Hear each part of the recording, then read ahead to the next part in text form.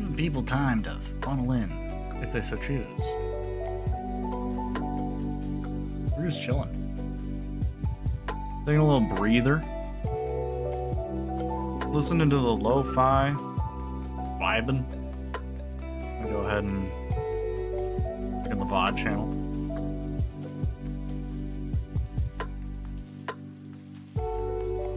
Let's see. Do we need to post a VOD? Yeah, the one from 8:10?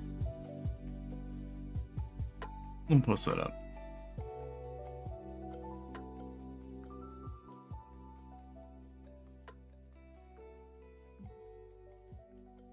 VOD channel post has been posted.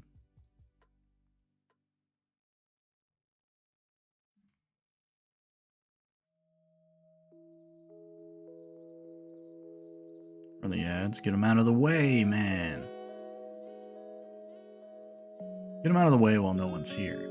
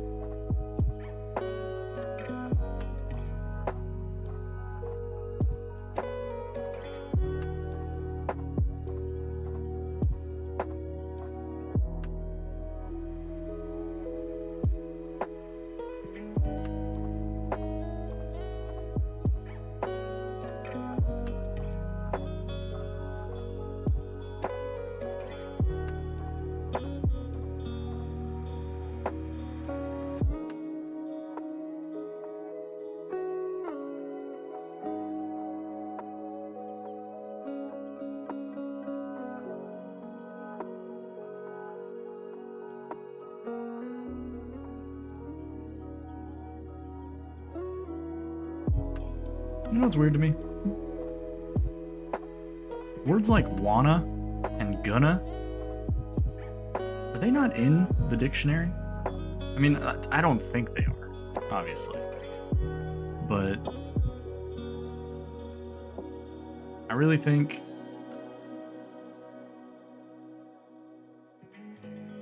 they should be. I feel like we're in a new age of words. Time's passed. We can put wanna and gonna up there. I think it'll serve us well.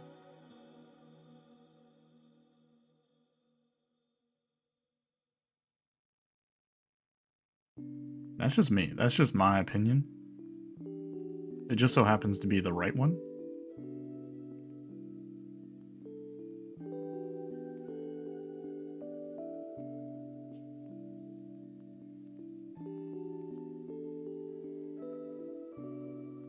Oh shit, I'm talking to myself. Oh no!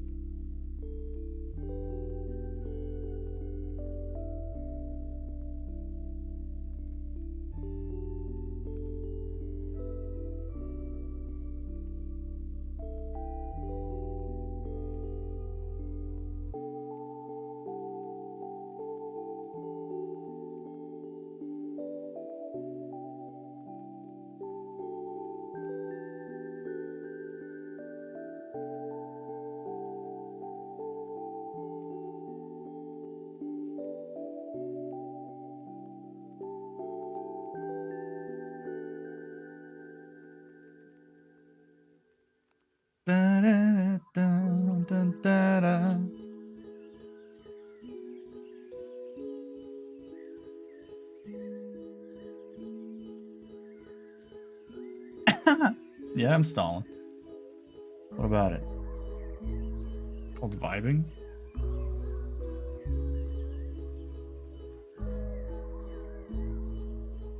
Why am I getting emails? What the hell?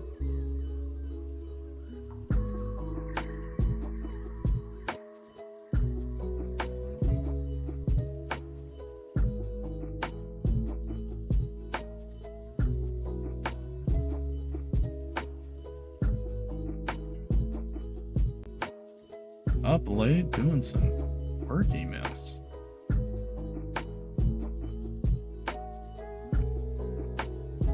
Oh man.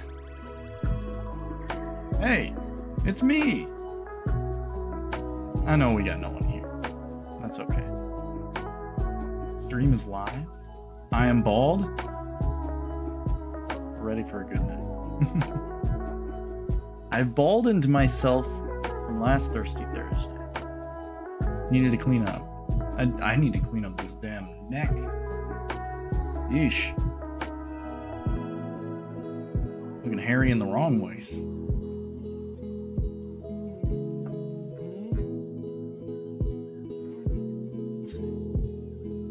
Just checking out, seeing what everybody's up to, seeing what's going on.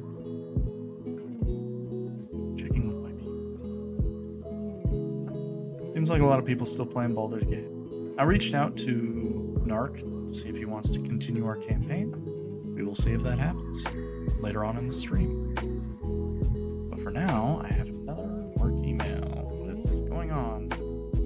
Okay, guys, it's new job. New job is great, but they do be sending 9 o'clock emails. I'm 2 days in. I've had a great time.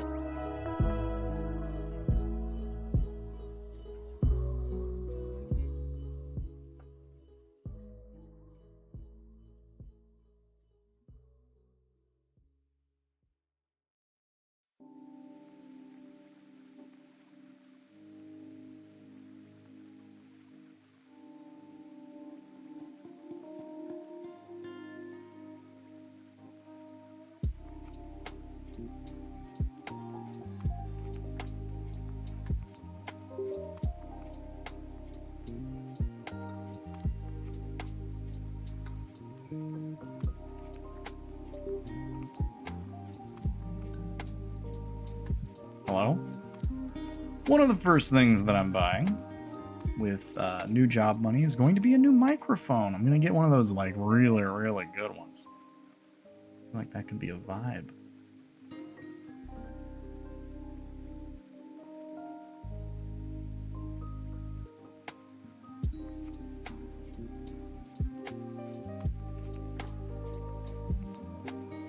Let's see, what was I doing? Making a Baldur's Gate video. Let's start off. Let's head on. I don't know how much of the screen I want to show you. It's literally nothing but like an unposted video. Also, I had hair last time I recorded this, so it's different. There we go.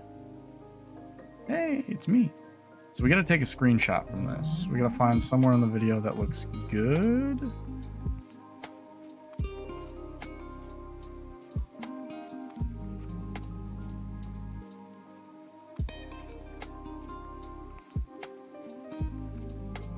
That could work.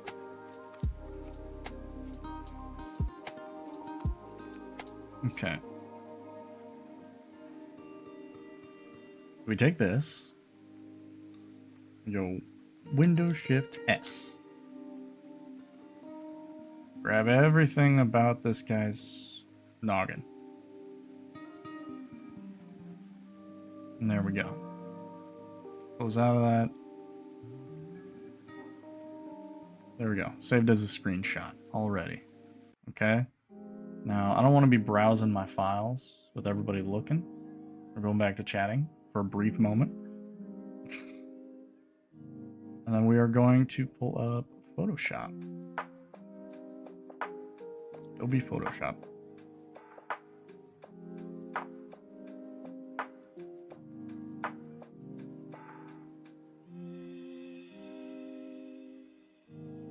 All right.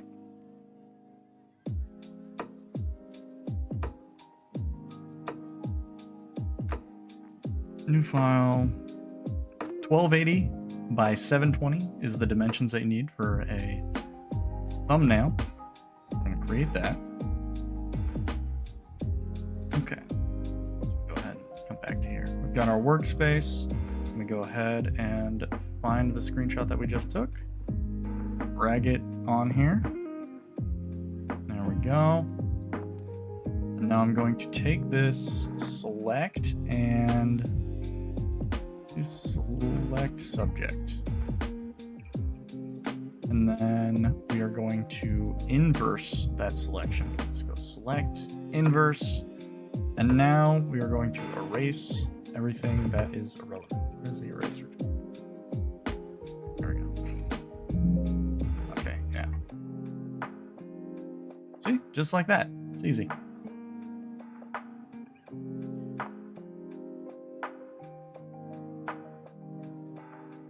We're gonna make it a little bit big.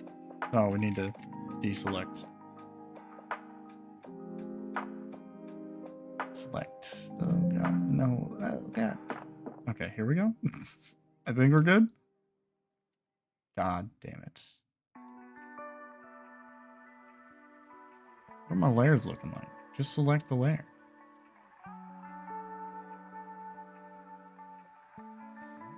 Deselect? What's going on? Here we go. Okay, select, deselect. Now we're good. Put them in the corner. Make them big.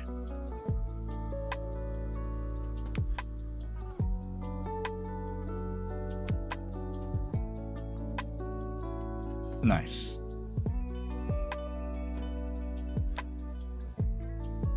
And there we go. We have the side of the video. Now we need something that'll work for it otherwise.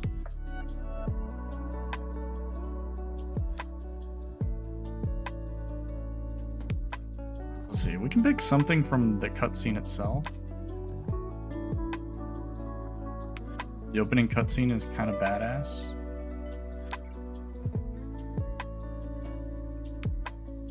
This'll work. Then we just do another Windows Shift S. Select all this. And make sure that looks good. Perfect. Pull up our files again. Go to Photoshop. Just drag this in there. Wait.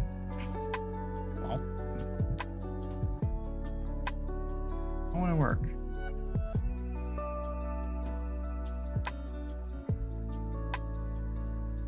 There we go. That's going to go in the background. A little bit bigger.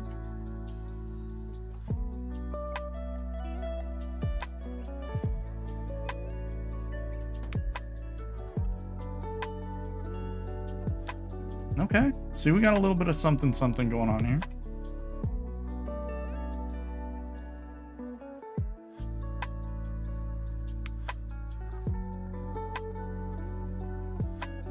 Sorry, I got a callus on my hand. It's really annoying me. Deep callus. I'm picking away at that shit. Alright. Probably can't see it that well. But trust me, it's there.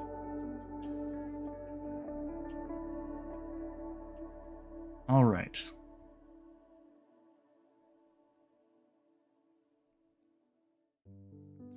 Let's think. What's a good grabbing thing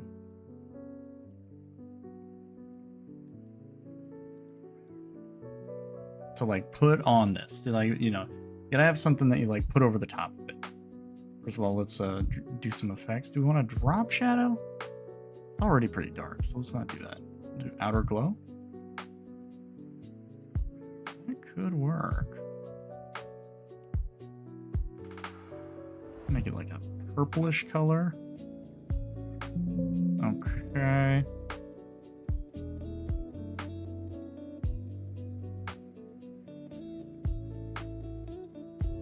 We don't want full opacity.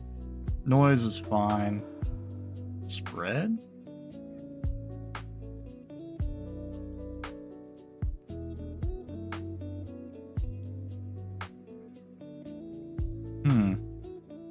Blend mode normal. No. No. No. Darken. Darken does nothing. Lighten. It's too much. If we just do overlay though, it's like he's barely visible. Maybe that's the best way to do it. Yeah. Doesn't need to be super visible.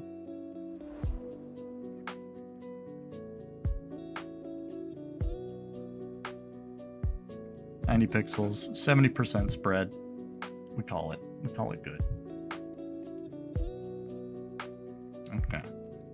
And then we're taking this. Let's adjustments, brightness and contrast. Let's brighten it up a little bit. Contrast it a little bit. There we go. It's a little bit more grabbing for the eyes. Let's see how it looks like from far away. That looks kind of good.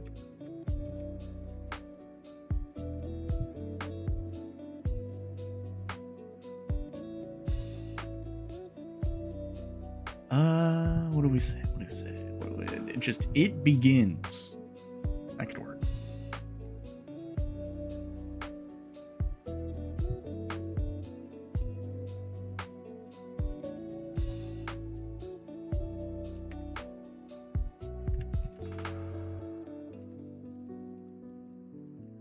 Take this. Move it over the top.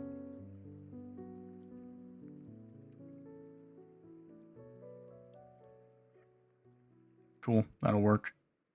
White font. See if we can add drop shadow.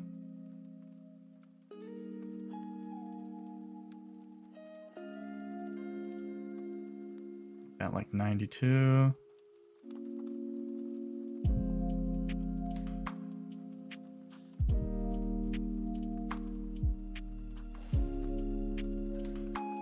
There we go, that kind of works.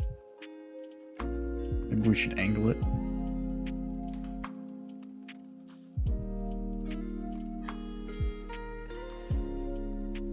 I'm actually not hating it. What is the... I haven't messed around with this blend mode, because usually just normal is fine. Lighten does nothing. Okay, normal. Normal's fine. I ain't getting too crazy with it.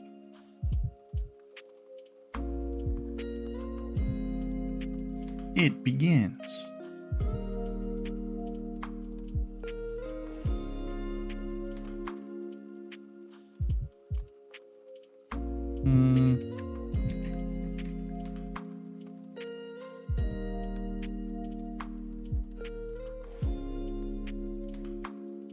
That's I'm kind of feeling that a little bit.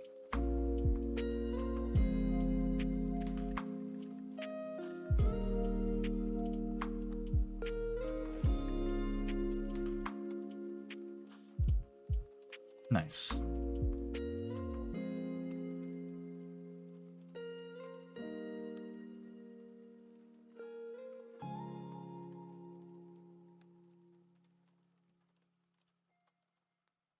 I gotta remember all the naming conventions for my YouTube videos.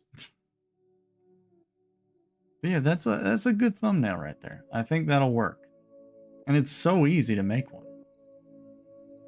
Like, I should just be making tutorials, honestly. You want to make a YouTube thumbnail? Here's how to do it. It's friggin' easy peasy.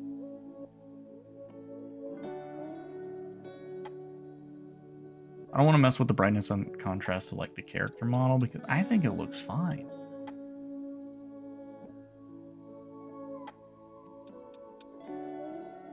All right. So we're actually going to save this Photoshop document.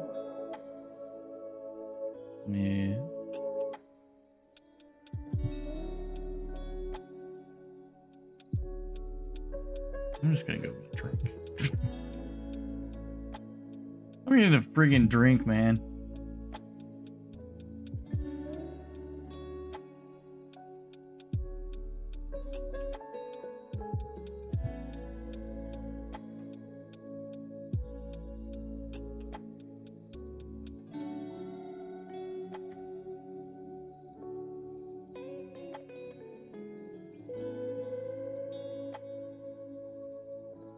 About to be wired as hell.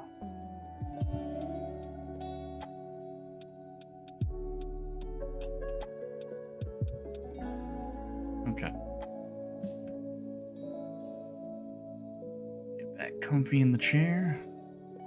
Alright, now we're gonna be saving some stuff, so there's no real reason for you to see this.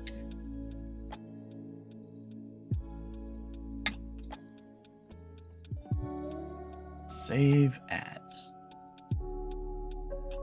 We need it to go into the thumbnail folder, and this will be BG3PN.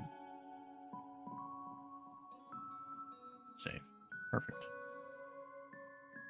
File. Export. Save for web.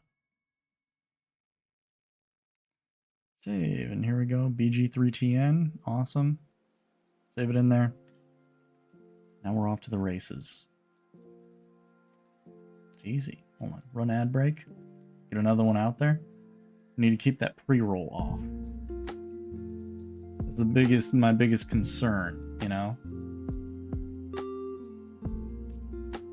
Run these ads while nobody's here. Get the pre-roll off as long as I can. People enjoy the stream more because they don't have to sit through a bunch of garbage.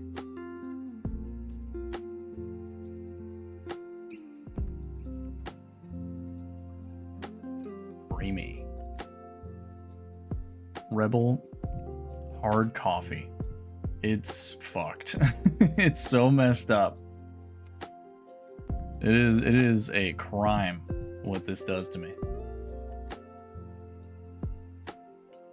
Okay. We have the thumbnail. So now we got to go into the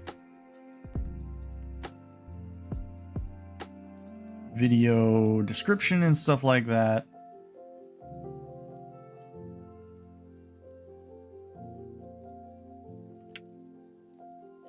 What are we going to say? What are we going to call the first video?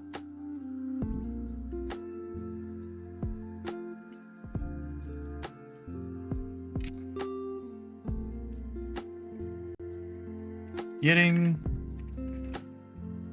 balder.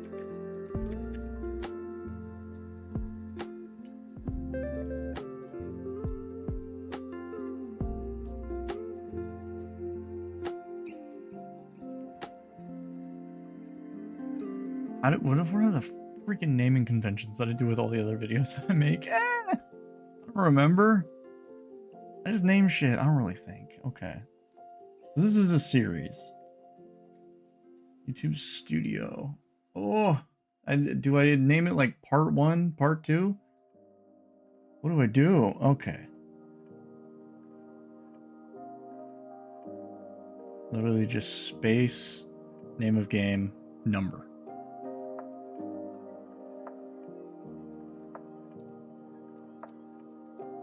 Getting balder is boring, okay? It's a boring thing, probably a joke that's been made 100 times, okay?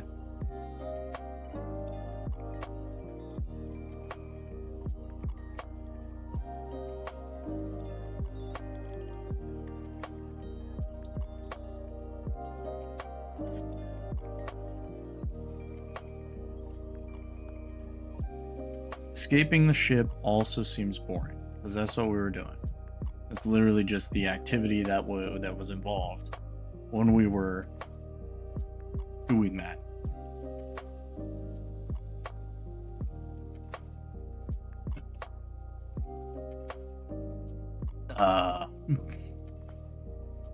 of the scenes. That way you can see what I'm doing.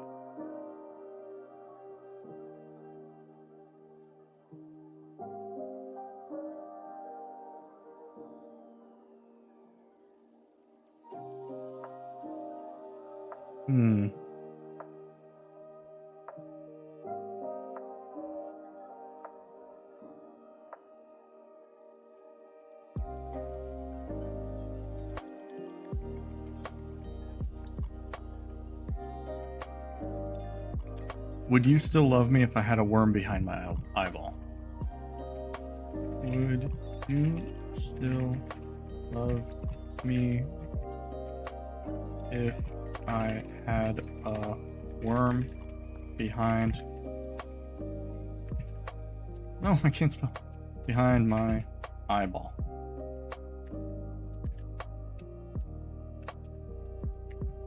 Baldur's Gate 3. Number 1.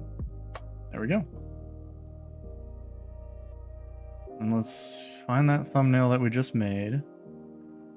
Drag it over here. That looks fine.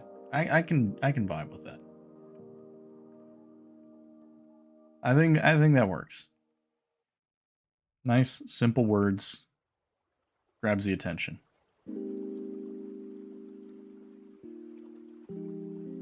Let's see. Make a description. Jumping right into Baldur's Gate 3 and escaping the ship.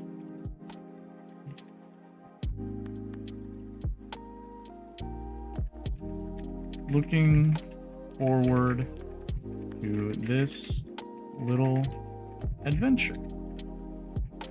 Easy. Hi! Hello, Bimmer Bunny. How are you? Working on posting up a YouTube video.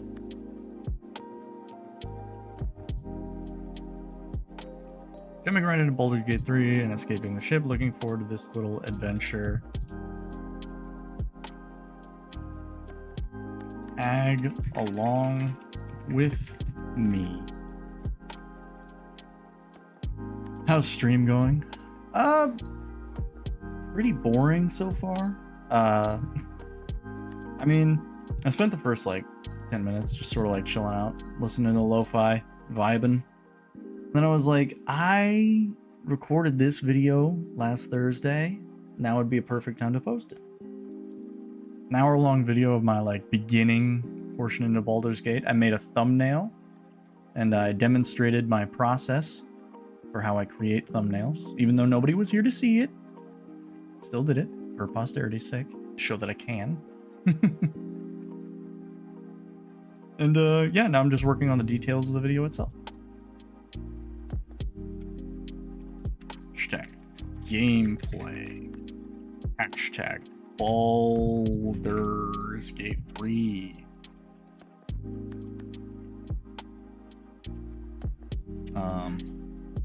Another hashtag. Hashtag streamer. Good. No, it's not made for kids. Most definitely. You do be making good thumbnails? Thank you. Hold on, I got a message from James. See if he wants to play. Unfortunately, I don't think I can tonight. Play on without me. Nah, you're good. I'll tell him he's good. It's fine.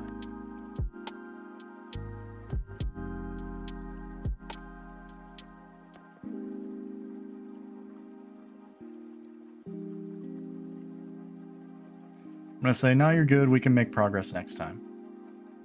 Look, I was serious about, like, you know, when I start a campaign with someone, you know, that's a campaign with someone, you know, that's a deal that I made.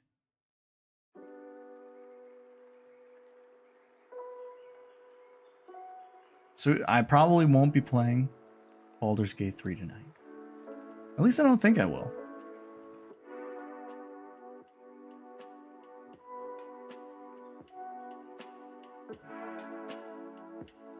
Okay, maybe I will.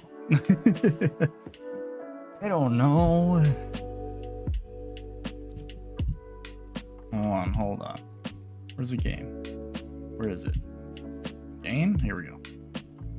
Baldur's Gate 3. Easy. And now let's create a playlist. New playlist. New playlist. We'll put corner.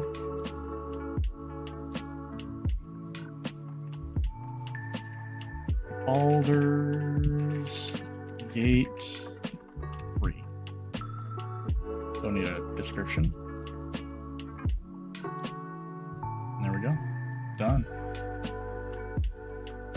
So, name of the video: Would you still love me if I had a worm behind my eyeball? I thought that's pretty good. That's pretty good. Then Baldur's Gate 3, number 1.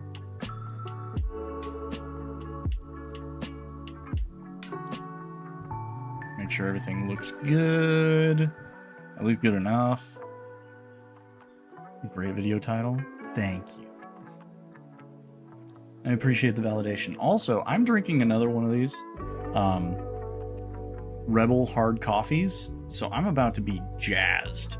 I'm going to be vibing hard. Import from latest video. Let me mute this. We'll see how it looks. We'll see how it looks.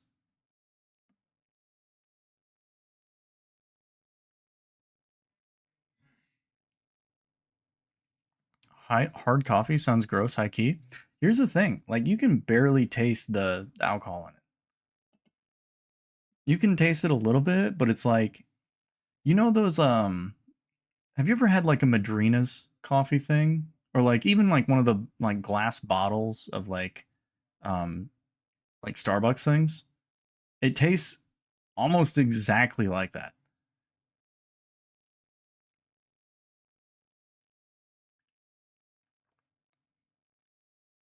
Yeah, almost exactly like it. You can barely taste the alcohol, but man, it feels great. Okay, let's see how this seems. And maybe we play together, or maybe I play solo. I guess we'll figure that out.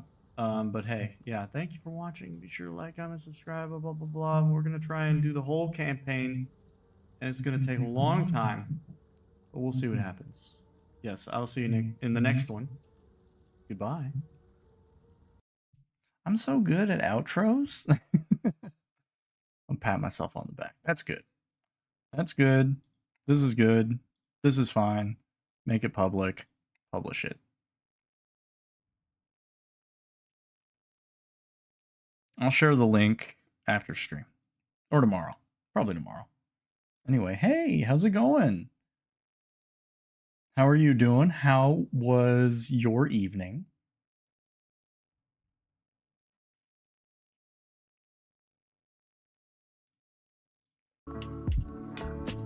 I almost forgot to bring the music back.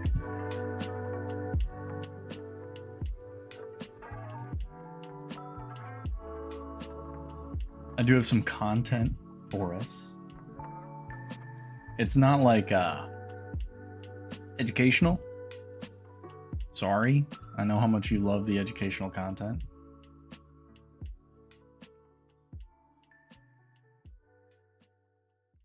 I've had German coffee, which is coffee and Jägermeister. Yeah, I can promise you that this is nothing like that. That sounds awful. If that's your only impression of like hard coffee, then yeah, I wouldn't want to drink it either. But this just tastes like one of those glass bottles of Starbucks. It was hot too. Ugh. What the hell? No, that's bad. Yeah, no, I wouldn't agree to that. Quite frankly, I would be against that. I would see that and I'd be like, no, I don't want to drink that. Anyway, So, I want me to bring you up to speed on some drama, okay? I want me to demonstrate what's been popping off on the YouTube, Twitch stream, or just streamer in general drama space. It's crazy. You're gonna be like, what? And then you probably won't care.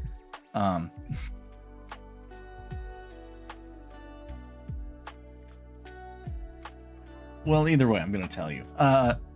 Basically, there's this React video maker named like SS Sniper Wolf. Okay, she's hot, and that's one of the primary reasons that a lot of people think she gets views. I have no idea. I've never watched any of her stuff, and quite frankly, I don't care. She does React videos. Well, YouTube had like a VidCon kind of thing, and they like gave her like a prominent role, even though she doesn't really make her own content. She just reacts to other people's content. And then this started this whole debate where like, where does React content actually sit? What is okay React content, you know?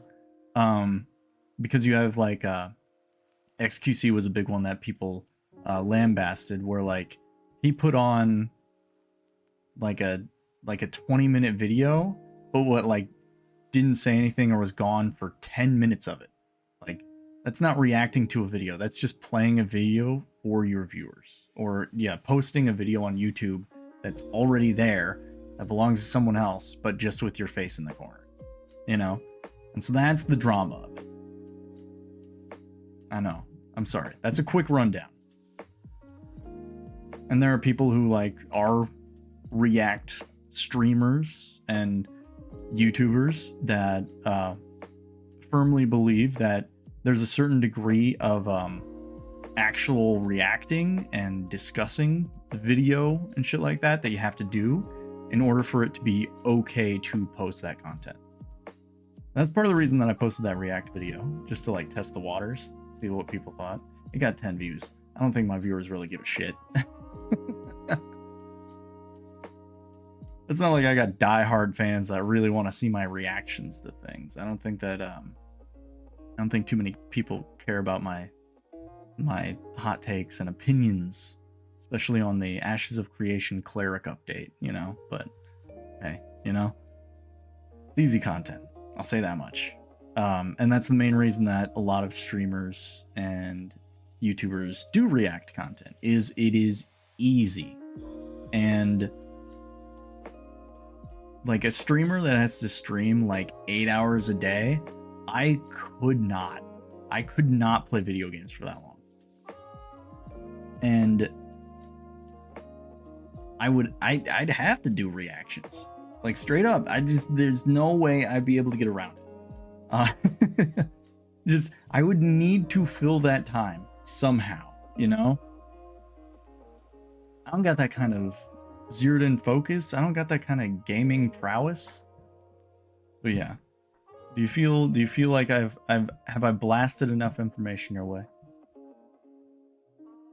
Jax Films is a YouTube commentator. He's also a bit of a comedian. And this is him commenting and making his own content regarding React content and SS Sniper Wolf specifically. I probably said a lot of things. I don't even know if you listened, honestly. It's okay though.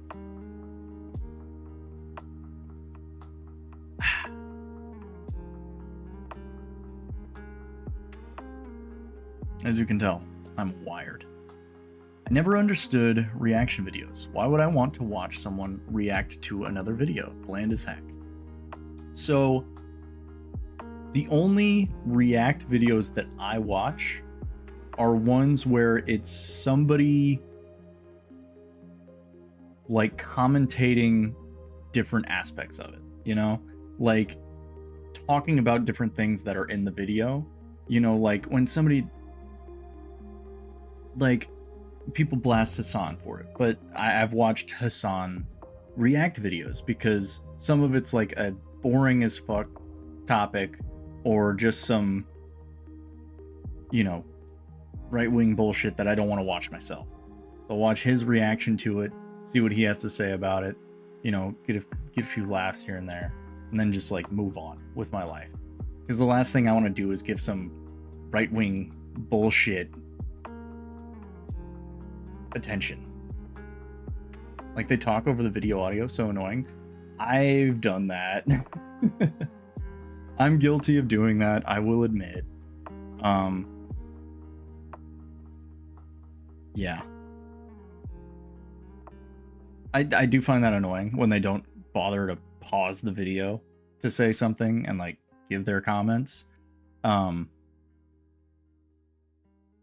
you know, I only do it for like people that I think like have opinions that are interesting to hear or educated or yeah. And so that's what I try and be when I react to things. You know, when I watch these sciencey videos and stuff like that, I try to like not only learn from them, but I also try and talk about them in ways that might help viewers understand, or might be how I'm making the connections in my brain. You know what I mean? Like last week we were talking about like warp drives and shit, and I had no idea what was going on. But yeah. Anyway,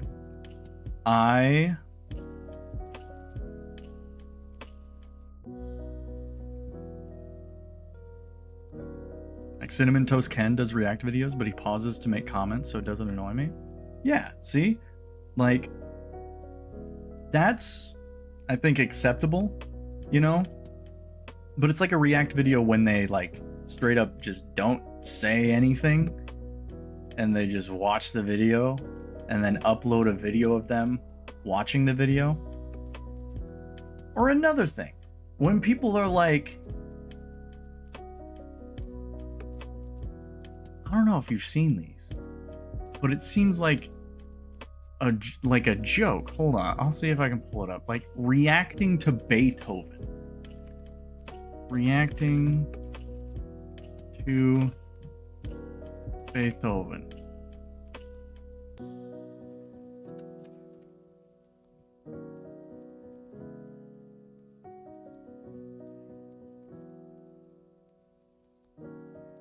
Okay.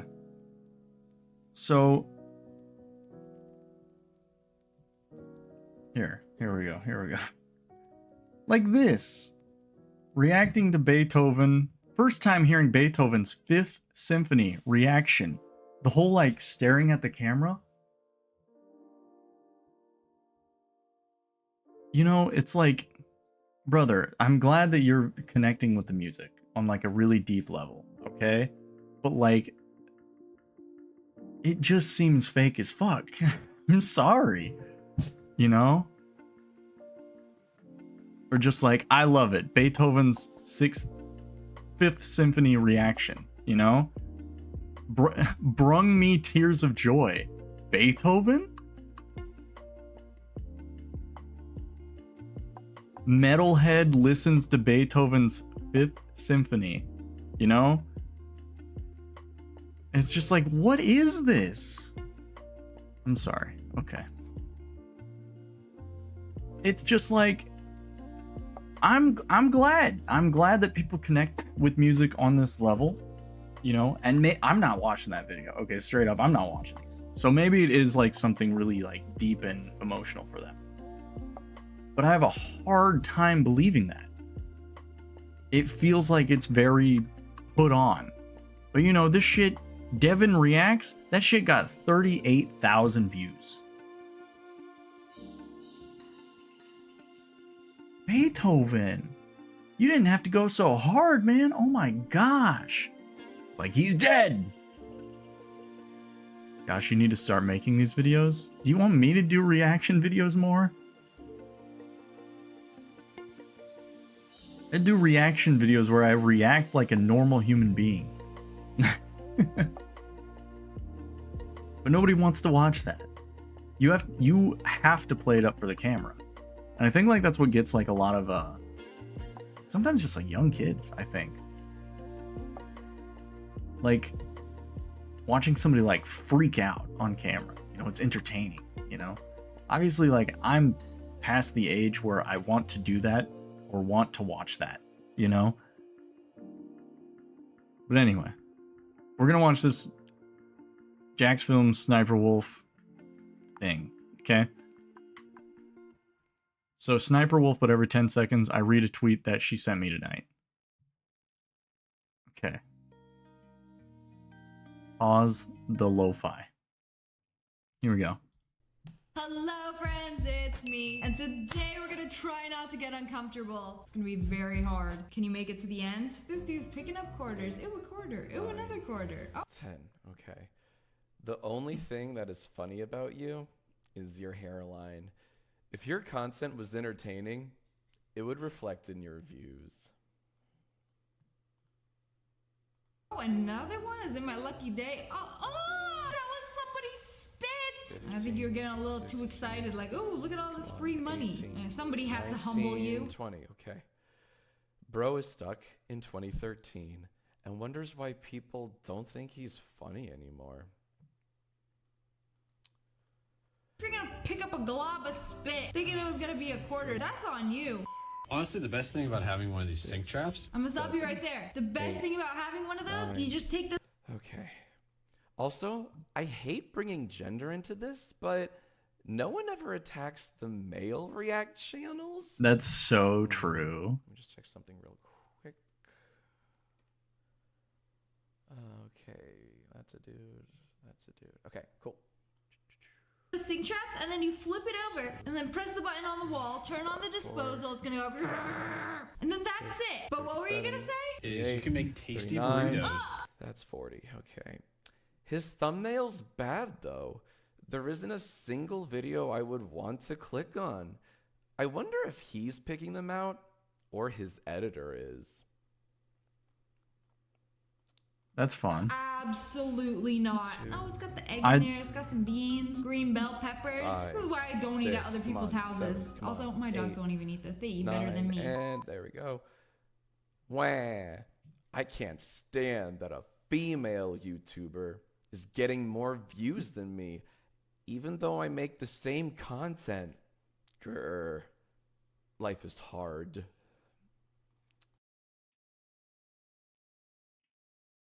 I will say, I'm obviously like not on the side of Sniper Wolf here. I still think that React stuff is cringe.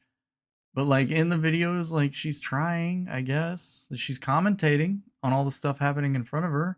I mean, I would, me personally, I'd prefer to just watch, you know, these cringe videos, and, like have my own reactions, you know, or like, you know, make it more of like a challenge. But it's like it's a try not to get uncomfortable challenge impossible. And I feel like she's been uncomfortable for both these videos. Like she lost the challenge. It's not even a challenge anymore. It's like the video could have ended like 20 seconds in, 10 seconds in. It's like she's not even doing the challenge. You know, making my kid a cute little face for breakfast. Pop some egg yolks for the eyeballs. 5, Some juicy 6, ketchup on the lips. Don't forget the 8, ramen noodles for 9. hair. For context, Jacksfilms made another React channel. Made another channel where he copied my content for a few months, thinking it would blow up and get millions of views. It didn't. Now he is mad. Okay. Ew! Mom, can I just have some Eggo waffles? Why can't y'all draw a smiley face on my pancakes like normal parents? Look like grandma 8, sneezed with her eyes 9, open. And there we go. Satire is supposed to be funny. It's a way to undermine what I do. Bro just wanted an excuse to copy me, thinking it would be easy money for him.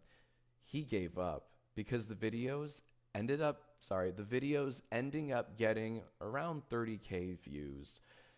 Guess it's harder than it looks, huh?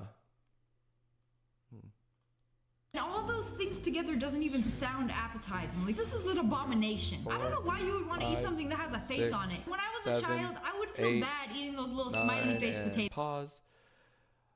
I'm going to have to start charging you 20% since you get your ideas from me. You know, even though they were delicious, but it had like a little smiley face, and I felt like when I was eating it, I was hurting it. I felt bad. 7, Until he wakes up to some big juicy rat. Thank Christ. 90% of what I upload are my ideas. People copy me, and then people like you get confused. This one wasn't about me at all. I just thought it was a very funny tweet. Like one of the best ones I've seen today. All right. So, like, I don't vibe with Jack's Films comedy. He's very esoteric with it. Let's see. All right. But let's see. Where's the video? Where's the video? Let's talk about Sniper Wolf. Okay. Here it is. Here it is. All right. There we go. Also, I'm getting a lot of work emails. It's too late at night for this, man. It's freaking 10 o'clock. Ugh. But it just keeps going. All right. Anyway. Let's talk about it. Let's talk about Sniper Wolf. Right. Let's do this one last time. This is Sniper Wolf. She's a YouTuber with over 30 million subscribers. She uploads daily, and her videos get at least 1 million views each. So, what does she do? She steals TikToks and reacts to them. Oh, it looks like a cartoon! Let's talk about how egregious this freebooting is. In each of her hundreds and hundreds of videos, she plays other people's TikToks and provides extremely base-level commentary. This dude is running sideways! What? Wow. If you want to support the original creators of the TikToks, too bad, because the only links you'll find in the description are all Sniper Wolf. And my favorite part is that half of the TikToks she includes either crop out the original username or just straight up don't have one. To use a recent example from just 3 days ago, she features 19 videos, 13 of which don't have any identifiable usernames. That means there's no way to find and support the original creators here. All of the views and all of the revenue. I see the straight to gripes Sniper here. Wolf. You know the phrase "work smarter, not harder"? Well, Sniper Wolf does neither. She just steals and doesn't credit anyone, and has become a zillionaire in doing so. A fire hydrant exploded, and the water's just It is going fucked up everywhere. how much money Pretty you cool. can make reacting Now, to some of you TikToks. might be thinking, so what? Who cares? She's giving creators exposure. And hey, maybe she gets permission from the creators to feature their work. You already know the answer to that. We reached out to creators who've had their work featured in Sniper Wolf's videos. And when we asked them if Sniper Wolf and/or her team had contacted them about featuring their work, every creator said no, they were not contacted.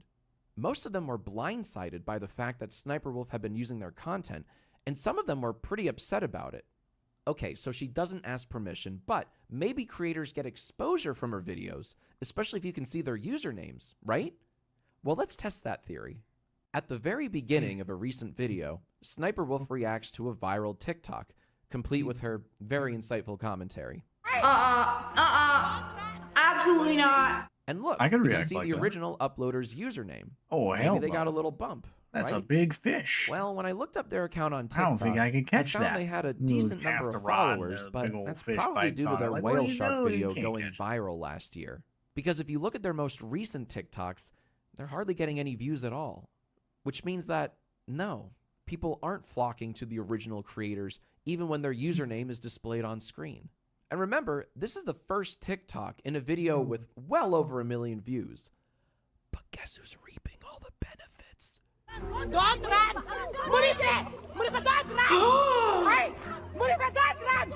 Believe it or not, it actually gets worse because sometimes Sniper Wolf steals from other content thieves. Here she is reacting to an Among Us cartoon made by Viral for You, and shocker, that's not the original creator. Because we found the original creator. It only has 1,600 views here on YouTube, but it went bonkers on TikTok when someone else freebooted it. And here's the original does creator happen. confirming that their work was indeed stolen. So for everyone claiming, well, at least Sniper Wolf's not hurting anyone, she very much is.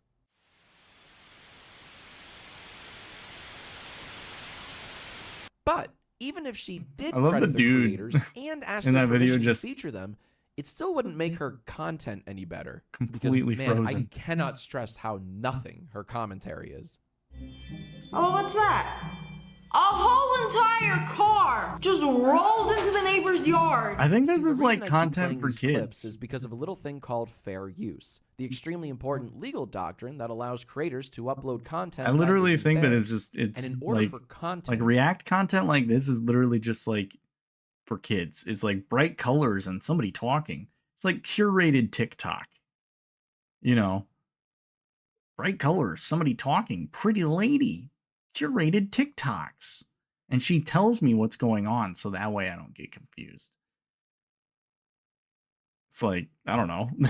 That's just what comes to mind.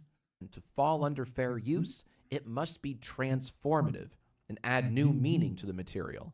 That's how I was able to monetize my old infomercial and Apple parodies. Yeah, I was using copyrighted content, but my satirical slant added transformative value. Going back to Sniper Wolf, her commentary isn't so much transformative as it is just summarizing what we're watching. Someone caught a... Is that a cow?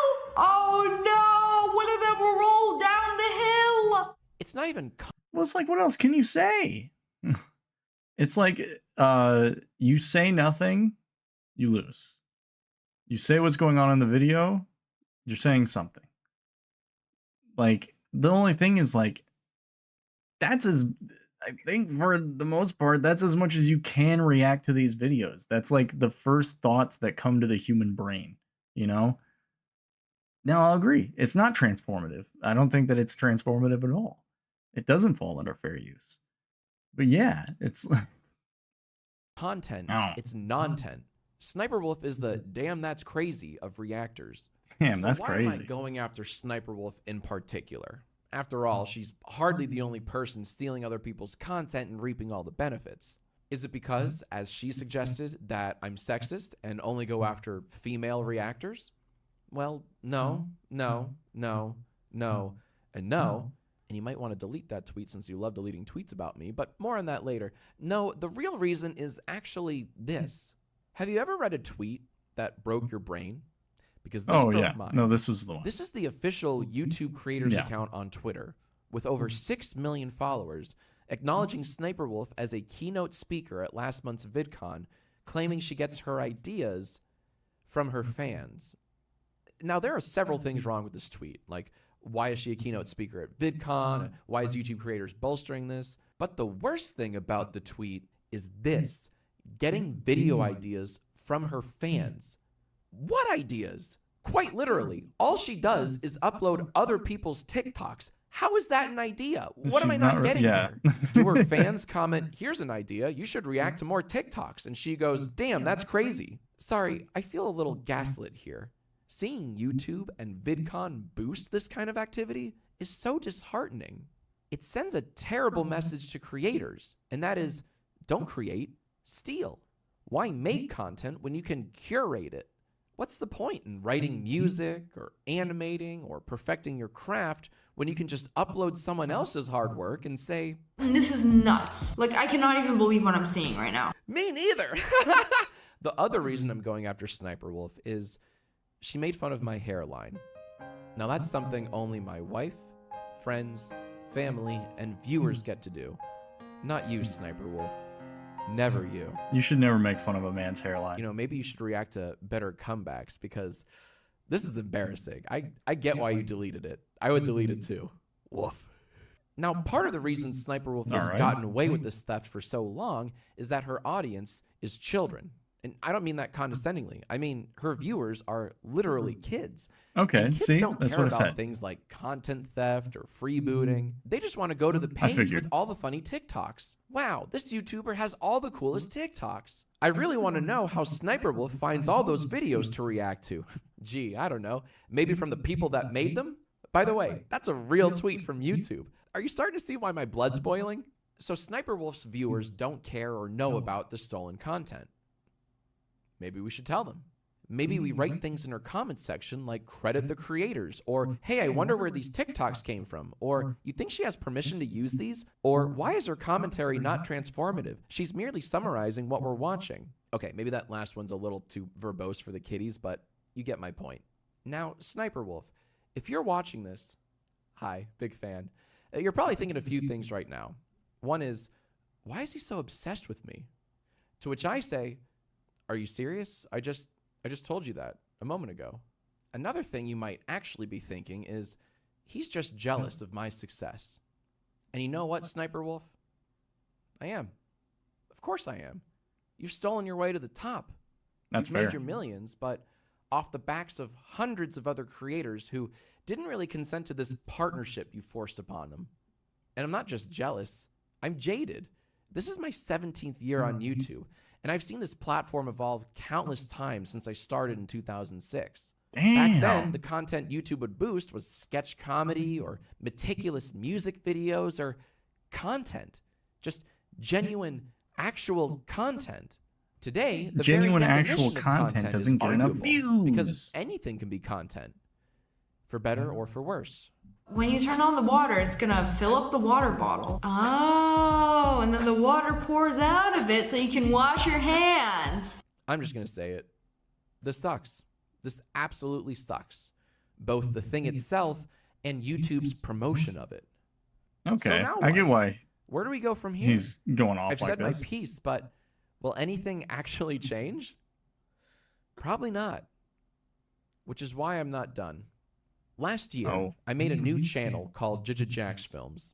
It was a parody of Sniper Wolf's channel where I reacted to her videos, but in the most drawn-out way possible.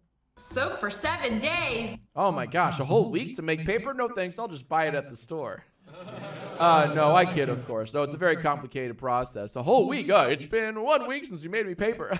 These videos were intentionally hard and painful to watch, which got me thinking, what if I made them entertaining? Instead of playing a character, what if I just graded each one of her reactions with legitimate criticism? And what if I credited the creators whenever possible, both in the video and in the description? Wow. What if, occasionally, I enlisted the help of my good friend JackGPT? Jarvis, please write a haiku on Hi, why baby. freebooting is bad. Pirates of the web. Snatching memes with no cred. Original sad. Why, you could call that transformative. I need to make my own chatbot Heck, of me. I'd argue it even falls under fair use. Wouldn't you agree, Sniper Wolf? I'm not really asking. It's minus Here's the 57 baby. degrees. Minus 57 degrees. Yep, that's what he said. Yep. Tried to pour a can of Coke. You try to pour a can of Coke. Stop repeating. She's just repeating what they say louder. Anyways, the first video is already up on Jax Films. Go check it out and subscribe because I will be uploading there daily for as long as I want to. You see this She's big not guy immediately can jumping eat out of my lap. all of the little guys. BB?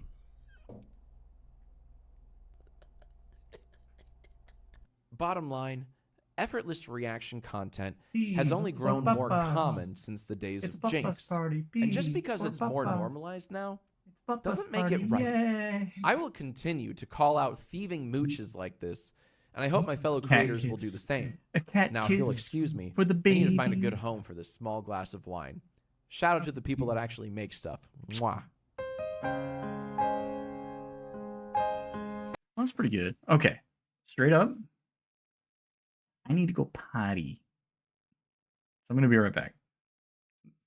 Did that thing where like I drink a lot of water when I work out, and then I get done working out, and then I just don't use the restroom for like 2 hours, and then it builds up.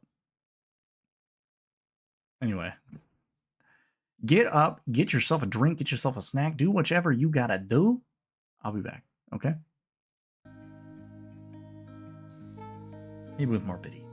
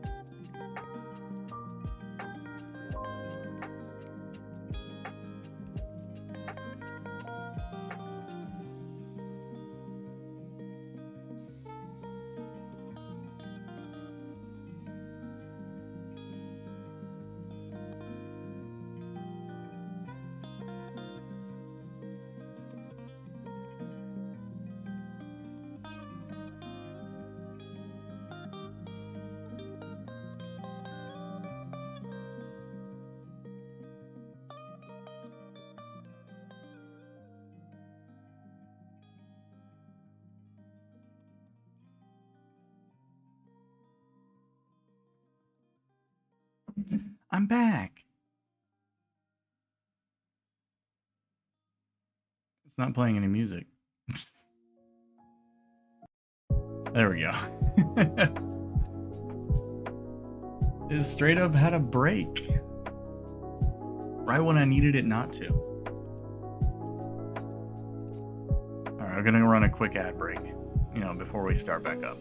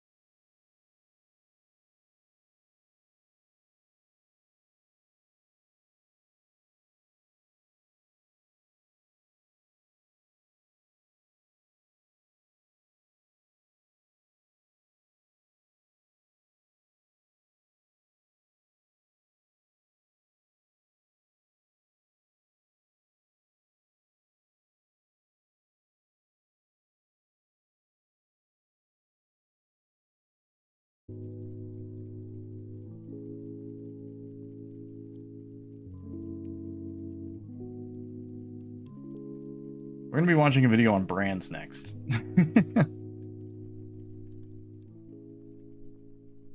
Hey, I'm back. That's right, we're doing React content tonight. We're reacting to things. There was another SS Sniper Wolf video, but I straight up do not care enough. Hello? Hello? What am I doing?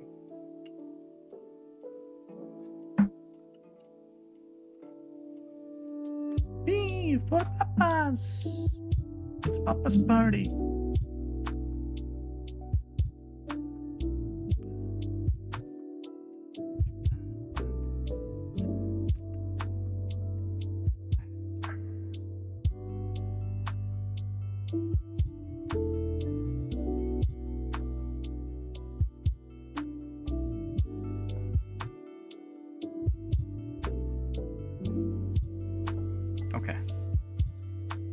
back? Are we ready? Get the lo-fi out of here. You know what? I'm tired of it. Also, I ain't getting any new viewers. Do I need to go back to ASMR? Maybe we close out the night with ASMR. And we just chit chat. Think that'll work? Think that'll be good?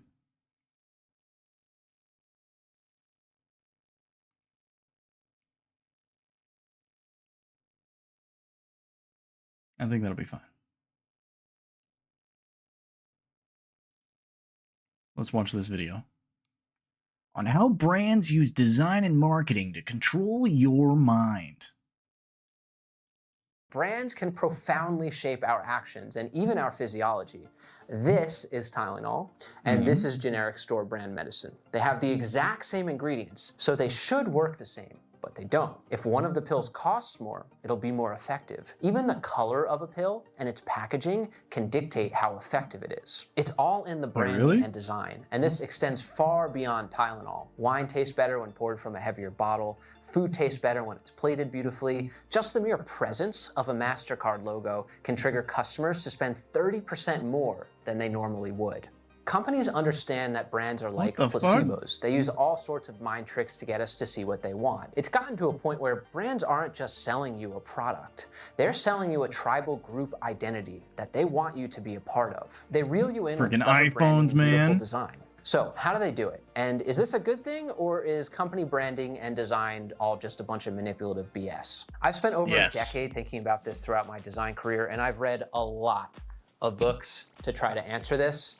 And because the answer is so nuanced, I've created a BS intensity spectrum, which is based on the Saffir-Simpson hurricane scale. On one end is a little drizzle of creative liberty, still grounded in reality. But the other end is a category 5 fecal tempest of deception, where companies toss truth to the wind just to drive sales, creating a huge gap between marketing claims and actual reality. Category 5 quest to unravel branding insight. Category 5 fecal tempest.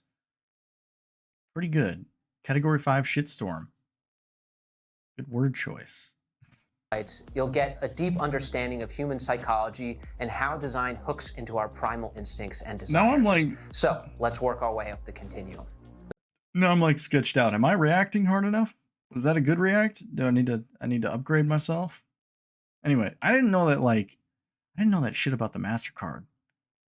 Like, that's crazy. 30% more just by seeing the logo does not make sense. I don't know how that's possible. The most basic form of branding is simply labeling your product, which has been around since at least 2000 BC. Craftsmen would imprint symbols onto their goods to show where they came from. This may not seem like a big deal, but it's actually a very important way to protect customers. The Soviet Union learned this the hard way. Brand names were seen as anti-communist, so bread was just labeled bread. No matter what company made the bread, the packaging and labels were all the same. If you bit into some bread that was stale or moldy, you have no way of knowing which company to avoid. Producers weren't held accountable, so the quality of many products were truly terrible. This wasn't only about bread, it went as deep as rivets, those tiny little things holding ships together. Factories churned out unbranded rivets that got jumbled up into one central facility. No one knew where each rivet came from, so once again, there was no incentive for companies to make good rivets. So why does this matter? Well, it starts to matter a lot when ships start springing leaks and sinking to the bottom of the ocean. The Soviets did finally end up having factories stamp their brand names onto their products, and quality went up. Producers were held accountable, and customers knew which brands to trust. Sometimes nothing brings people together like a nice hot pizza from Pizza Hut. Branding helps solve the problem called information asymmetry. This is when sellers know everything about what they're selling and buyers know almost nothing about what they're buying. If you're buying from a well-established brand, there's a lot of information and inherent trust built into that transaction. So branding isn't always about manipulating into buying things you don't need. Without brands, there's an increased incentive for companies to create a cheaper, lower quality product because they make a greater profit while suffering no reputational consequences. Now, that's one good reason for branding, but as designers and marketers know, branding is really about influencing people emotionally. This can be used for good or evil. For example, we don't brush our teeth primarily for health reasons. I mean, sure, that's definitely a big part of it, but for most people, that's not the main reason. If it was, we'd brush after every meal. But take a moment and think. When do you usually brush? Probably before an important meeting or a date, usually before we eat. Nobody's vigorously brushing after secretly I was annihilating gonna that say, chocolate like, bar in the while morning binge watching and at night. Netflix. Brushing your teeth is about being confident and removing stains or bad breath. I And don't know that's about that. Also why toothpaste is usually mint flavored. It makes your mouth feel fresh. The mint doesn't give any practical health benefits. We might think we do things for logical reasons, but I emotions don't often know drive how us. to make Many that people connection. believe emotions are unreliable, but they're actually crucial evolutionary shortcuts that help us. For example, our strong dislike for dirty or rotting things isn't based on a logical understanding of germs. Our caveman ancestors that stayed away from rotting things lived longer, so we developed a negative emotional response to it thousands or even millions of years ago, way that before milk we ever did knew not about look good. germs. Emotions That tap was into a hard to see. biological and intuitive need without all the processing. And My good designers biological know this intuitive emotional need to alchemy not like the look back at of that their milk. hands. It's like buying a Tesla. The buyer might insist that it's because they want to take care of the environment, but it's more likely that it's just fun to drive and show off as a status symbol. Otherwise, they just drive a Nissan Leaf or something. So anyway, look, these branding examples are all pretty harmless, but things will get worse with the rising tide of the BS continuum. The next level of the continuum is about visual shorthand. So here's a simple example. Toothpaste Okay. stripes. And yes, this is the last mention of toothpaste I'll make in the video. But why have stripes? Once you start brushing, it all mixes together anyway. The stripes don't serve any logical purpose, but they do look cool and they show you that the toothpaste does more than one thing in a visual way, like fighting cavities and freshening breath.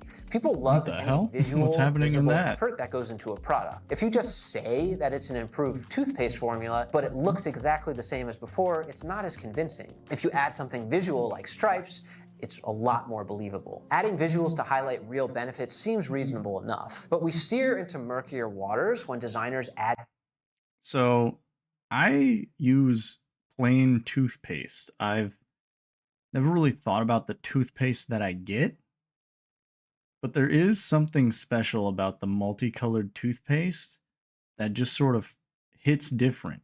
And that's just like a brain thing. That's fucked up. I've been manipulated. elements that don't honestly Also, if I'm not reacting hard enough, just tell me. I'll just say react harder and I'll do it.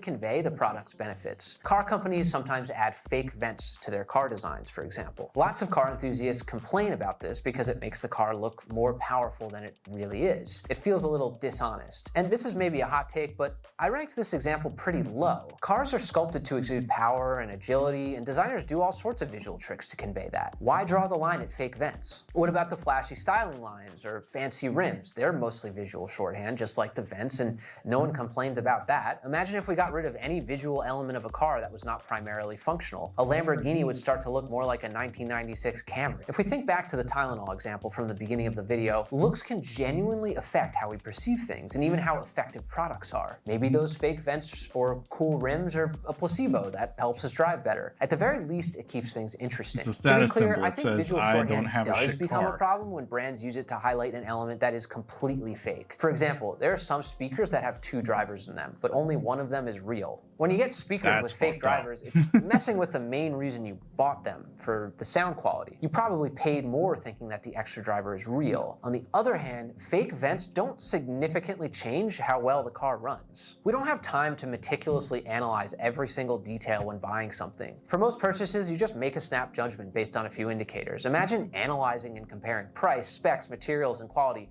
for every single item on your grocery list. You just go insane. That's why visual shorthand is valuable. Branding and design helps to convey what's good about a product without making us do all the work. There are situations where we make more calculated decisions when there's a lot at stake, but most buying decisions just aren't that important. Most of the time you're right, sometimes you're wrong. It only becomes a problem when companies actively try to deceive us. This type of visual signaling extends way beyond the design of the product itself. We don't just Report of the buy the week. thing. We buy based on the trustworthiness and reputation of the person selling the thing. Nice packaging and storefronts are signals that they're trustworthy businesses counting on repeat customers. A company that Okay. spends time after you have bought and paid for a product to make sure you're not disappointed is more likely to be trustworthy, especially when contrasted with a company that just runs away right after you've bought something. That's why Sephora gives you nice little bags with the little rope handles. It's an extra expense for them, but it signals that they're trustworthy and care about your long-term experience. Also, the more a seller has to lose in terms of their reputation, the more confident you can be in their quality control. That's such a It's why you small buy thing I sandwiches wouldn't have from thought sandwich about. shops with a storefront and employees rather than some guy selling $5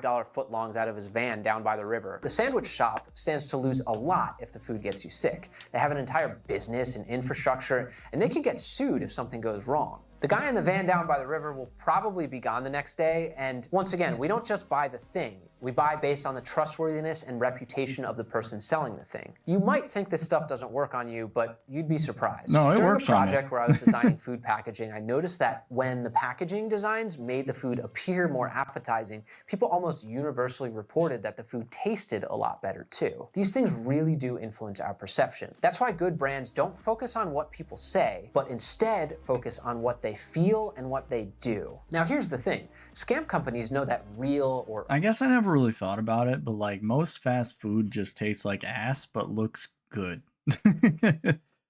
Like, I mean, I'll keep eating it because I mean, I'm sort of like a trash can of a person, but yeah, that's so true. honest companies use these kinds of signaling devices too. So they try to emulate their behavior in order to rip you off. And I'll talk more about this later in the video. But generally speaking, if you're doing a quick scam, it doesn't pay off to incur too many expenses with high quality branding and design. These strategies can be abused, but they're pretty reliable overall. As we venture deeper into the storm though, things go from slightly questionable to full-on dumpster fire. There was a study conducted where a company was trying to raise donations for a charity for, ironically enough, hurricane relief. These envelopes were mailed out to millions of people. Some of the envelopes were different from the others. Tell me if you can guess which ones raised the most money. 100,000 were hand-delivered by volunteers, 100,000 were delivered in an envelope that opened in portrait format, 100,000 were in higher quality envelopes, and 100,000 encouraged people to complete a form, which gave them a 25% tax rebate. Logic would tell you the 25% tax rebate is the one that raised the most money. If you donate $1, you get 25 cents back. None of the other things matter, right? I mean, who cares about a fancy envelope? Why does it matter if it's hand-delivered? But as you've probably already learned from this video, logic doesn't always matter when it comes to human decision making. The 25% tax rebate actually performed the worst out of all of the above options. That's messed up. In fact, they got 30% fewer donations. The other options increased donations by over 10%. The higher quality paper also tended to encourage people to give big donations of more than $100. So what's going on Really? here? I mean, a lot of it has to do with visual signaling, which we explained earlier, but another possible reason for the success of the nicer envelopes is the rule of reciprocation. We feel the need to return favors. When someone goes out of their way to hand deliver an envelope to you, you feel indebted to them. We hate the feeling of being indebted or beholden to someone else, so we often do outsized things to get rid of that feeling of obligation. Companies also exploit this when they offer free samples, knowing customers will feel compelled to buy. In one study at a California candy shop, customers were 42% more likely to make a purchase when they were given free samples. You'd think this happened because the customers liked the product, but that wasn't the case here. They usually bought other types of candies, not the ones that they got free samples of. And lastly, we equate What effort the with fuck? quality. When we see a higher level of effort put into something, we assume that it's worthwhile. If I tell you that I wrote this video in one day, you might not think much of it. But if I tell you I researched it for months and have 100 pages of extra notes, you probably feel a lot more confident that what I'm saying is true. When Yeah. companies put in a bit of extra effort, we appreciate it That's and crazy. feel more inclined to support them. By I the way, just if you lie want about how access much to effort full I put script into with things. like 80 pages of extra notes and want to support the channel, check out my Patreon link down below. So the rule of reciprocation can get a little bit manipulative, but now we're really entering the danger zone of the BS spectrum. In Robert Cialdini's book, Influence, he describes a Beijing restaurant chain that wanted to boost profits without any extra effort or cost. They didn't want to source better ingredients or improve their recipes or spend any money on advertising. This sounds impossible, right? They tried labeling menu items chef special or house recommendation with limited success. But labeling menu items with two magical words made all the difference. Most popular. Sales went up by Most 13 to popular. 20% without changing anything else. That is social proof. Social proof is relying on others' opinions to make choices, especially when we don't have enough information to make an informed decision. That's why marketers focus on what is I should be taking fucking notes. What the hell? This is good intel. I love manipulating people. What the heck? highest That's rated actually or best selling. insane. They don't need to convince you that a product is good. They just need to convince you that other people think it's good. If you've read Amazon reviews or chosen a popular on Netflix show, you've used social proof. Speaking of social Oh my proof, you God. should subscribe to my channel, or don't. Do whatever the heck you want. I don't even know why I still say this. But anyway, social proof is category 2 on the BS continuum. So let's talk about the way it can be manipulative or unethical. First of all, it's extremely easy for companies to fake this. Fake online reviews are pretty common. Same thing with fake testimonials. Plus, you're relying on someone else to do the research for you, which can be extremely dangerous. I mean, check out Tom Brady you can here, just one of the lie. greatest football players of all time, endorsing FTX, a cryptocurrency exchange that ended up being a huge fraud, at least allegedly. I don't know if it's proven yet, where many Yeah, investors it was. lost everything. Involving Brady is was a a huge classic fraud. form of social proof. But look at the tactics here. Yeah, sounds good. I'm in. I'm in. Hey, Arthur, I quit. Even if Tom Brady doesn't convince you, you've got all these other people saying, I'm the in. fuck? You've got line cooks, surgeons, plumbers, women, men, all of various ethnicities and backgrounds. This is very intentional. Social proof is even more effective on us when the people endorsing the product are similar to us. If we see people similar to us doing something, it doesn't just mean that it's a good idea, it also means that it's possible for us to do it. It seems more achievable. It's similar to when Roger Bannister ran a mile in under 4 minutes. Bannister trained for years to achieve that goal, but once he did it, other runners followed suit just a few weeks later. Social proof manipulation happens in way more subtle ways as well, like this ad with Selena Gomez and her makeup line. Notice the setting. This is a massive brand that brings in like $60 million a year, and Selena Gomez is an A-list celebrity. You're telling me she can't afford a good microphone and some good lights? I mean, look at this one. You think they accidentally just left the ruffled blanket on the couch by accident? This Oh is my all by God. design. They're leveraging her star power and influence, but they want to make her seem more relatable to you. Once again, What the fuck? It's all manipulation, man. It's manipulation all the way down. Holy cow. I am I need to reference this video, okay? As a recently hired marketing guy, God, I need to learn. There's so much.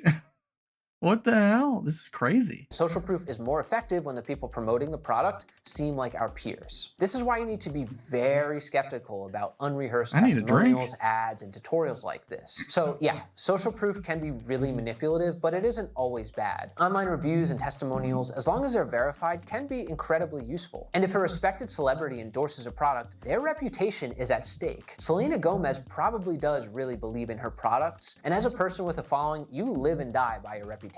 For example, when I'm picking a sponsor for my videos, it's common for me to ask my friends what they think of it. I teach product design at a university, and at the beginning of every semester, I ask my students to bring in their favorite products. I One of should've my taken best this guy's students fucking actually happened to class. bring in this wallet by Extra. He said that he's owned this wallet for 3 years, and it's still good as new. So a few months later, when Extra approached me to sponsor this video, I knew that I could endorse their product in good conscience. Build quality feels really solid, and the cards are held securely in place. The really cool thing about this Yo. wallet is the way that the cards fan out with the push of a button. The slim profile is also really That's nice kinda too. sick. I mean, look at this giant wallet in my pocket, then compare that to the Extra. If you need more than 5 or 6 cards, you can also add this super slim clip to the wallet. Everything is clean, secure, and organized. To get your own Extra wallet, go check out the link in the description below and use code DESIGN. Okay, so I have like a normal fat wallet, and honestly, if I don't have that in my back pocket, like I like at all times I feel it touching my butt. If I don't have it, I get uncomfortable. I get scared. I freak out. Designers and brand managers leverage the influence of authority in their messaging all the time, in both explicit and subtle ways. Back in the 80s, there was a really successful cough medicine ad. confident man tells you Vicks Formula 44 will cure your cough. The man is Dr. Rick Weber, a character from the hit TV show General Hospital. The actor mentions he's not a doctor, but he plays one on TV.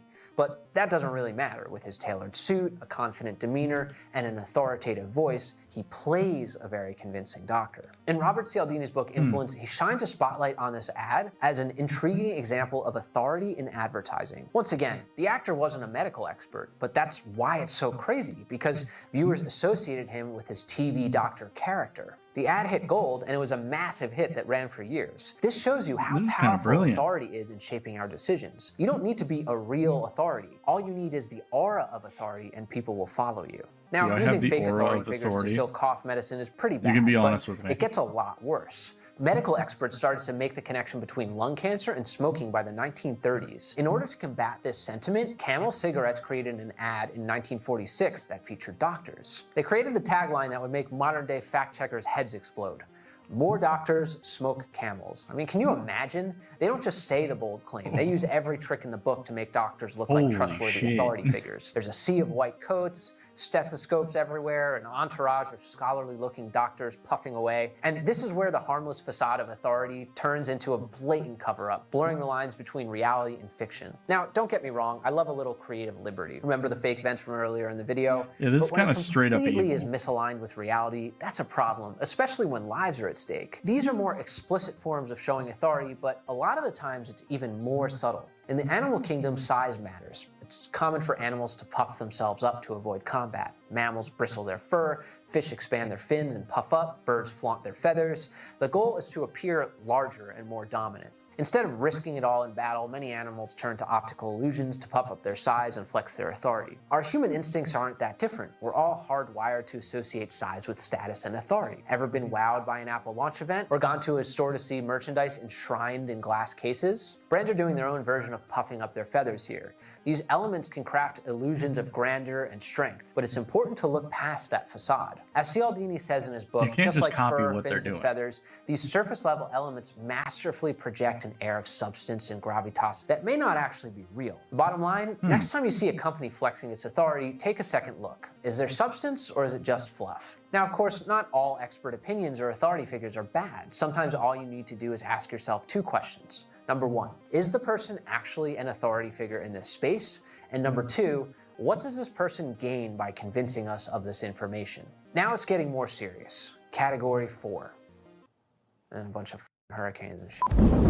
Yeah. This is a Di Tommaso Pantera. Category 4. It was bought for $2,500 in 1976. But just 2 years later, the car's value skyrocketed to an astonishing $300,000. But why? It was a terribly unreliable car, suffered a lot of wear and tear, and most intriguing of all were the bullet holes that pierced the steering wheel. How does a used car with bullet holes in it sell for more than 100 times its original price? It all comes down to scarcity. Elvis Presley, the king of rock and roll, was in a heated argument with his girlfriend, Linda Thompson. When Linda left, Elvis stormed off and jumped into the car, probably hoping to dramatically peel out of the parking lot. But instead, the car wouldn't start. So in a moment of fiery passion, he took his Colt 45 and shot at the steering wheel. Yes, those bullet holes are the very echoes of Elvis's fiery soul. And this is where the scarcity principle takes center stage. Those bullet holes serve as an autograph. They're a symbol of Elvis's raw and untamed spirit, captured forever in steel. There's never going to be another Elvis. So this Pantera isn't just a regular car anymore. It's a canvas that captured a moment in the king's life. This is a testament to how scarcity turns the ordinary into the extraordinary. Shout out to my buddy Rafi for telling me about this story. This is common with collectible items like coins, limited edition Pokemon cards, and even rare stamps. But design and branding teams use the same principle of scarcity to sell you all kinds of things. When Booking.com first started showing a limited number of hotel rooms at a given price, people started snatching up rooms so fast that customer service thought it was a systems error. But the increase in sales came from showing a limited supply. Shoppers who would normally be sort of on the fence about booking a room quickly turned into buyers. Things can get so competitive that people could often wait days to get a new pair of Nikes or the next iPhone. It's no secret that we want what we can't have. Not only do we want the same item more when it's scarce, but we want it more when we're in competition for it. This is classic fear of missing out. There's nothing wrong with actual scarcity. If an item is not available because of supply chain or manufacturing issues, that's understandable. But in most cases, there's no reason why Apple can't make more phones or fashion brands can't make more clothes in anticipation of a launch. They intentionally create an extremely limited supply of shoes in order to create what is known as artificial scarcity. Artificial scarcity brings out some of our worst tendencies. Logic flies out the window and everything is Why is reduced the human down brain to like one this? basic instinct: greed.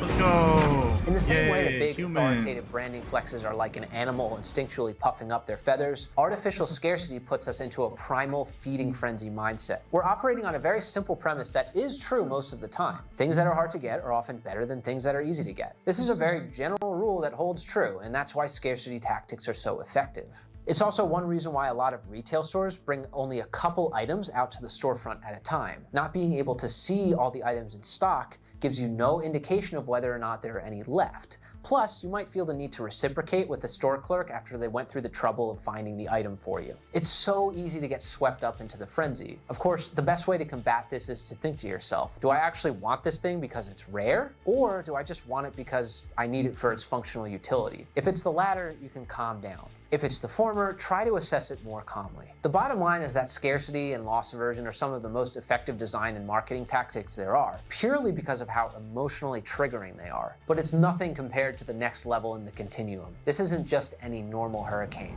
It's a Category 5 fecal tempest. Oh my god.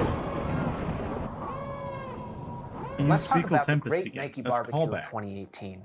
A roaring blaze of sneakers and corporate moral He just doesn't high want to say shit. Nike wanted to partner with Colin Kaepernick for an ad campaign. Kaepernick was a very skilled American football player, but he's probably most famous for taking a knee during the national anthem in order to bring attention to Based. racial injustice and police brutality. Nike decided to make Kaepernick their spokesperson and created the tagline, Believe in something, even if it means sacrificing everything.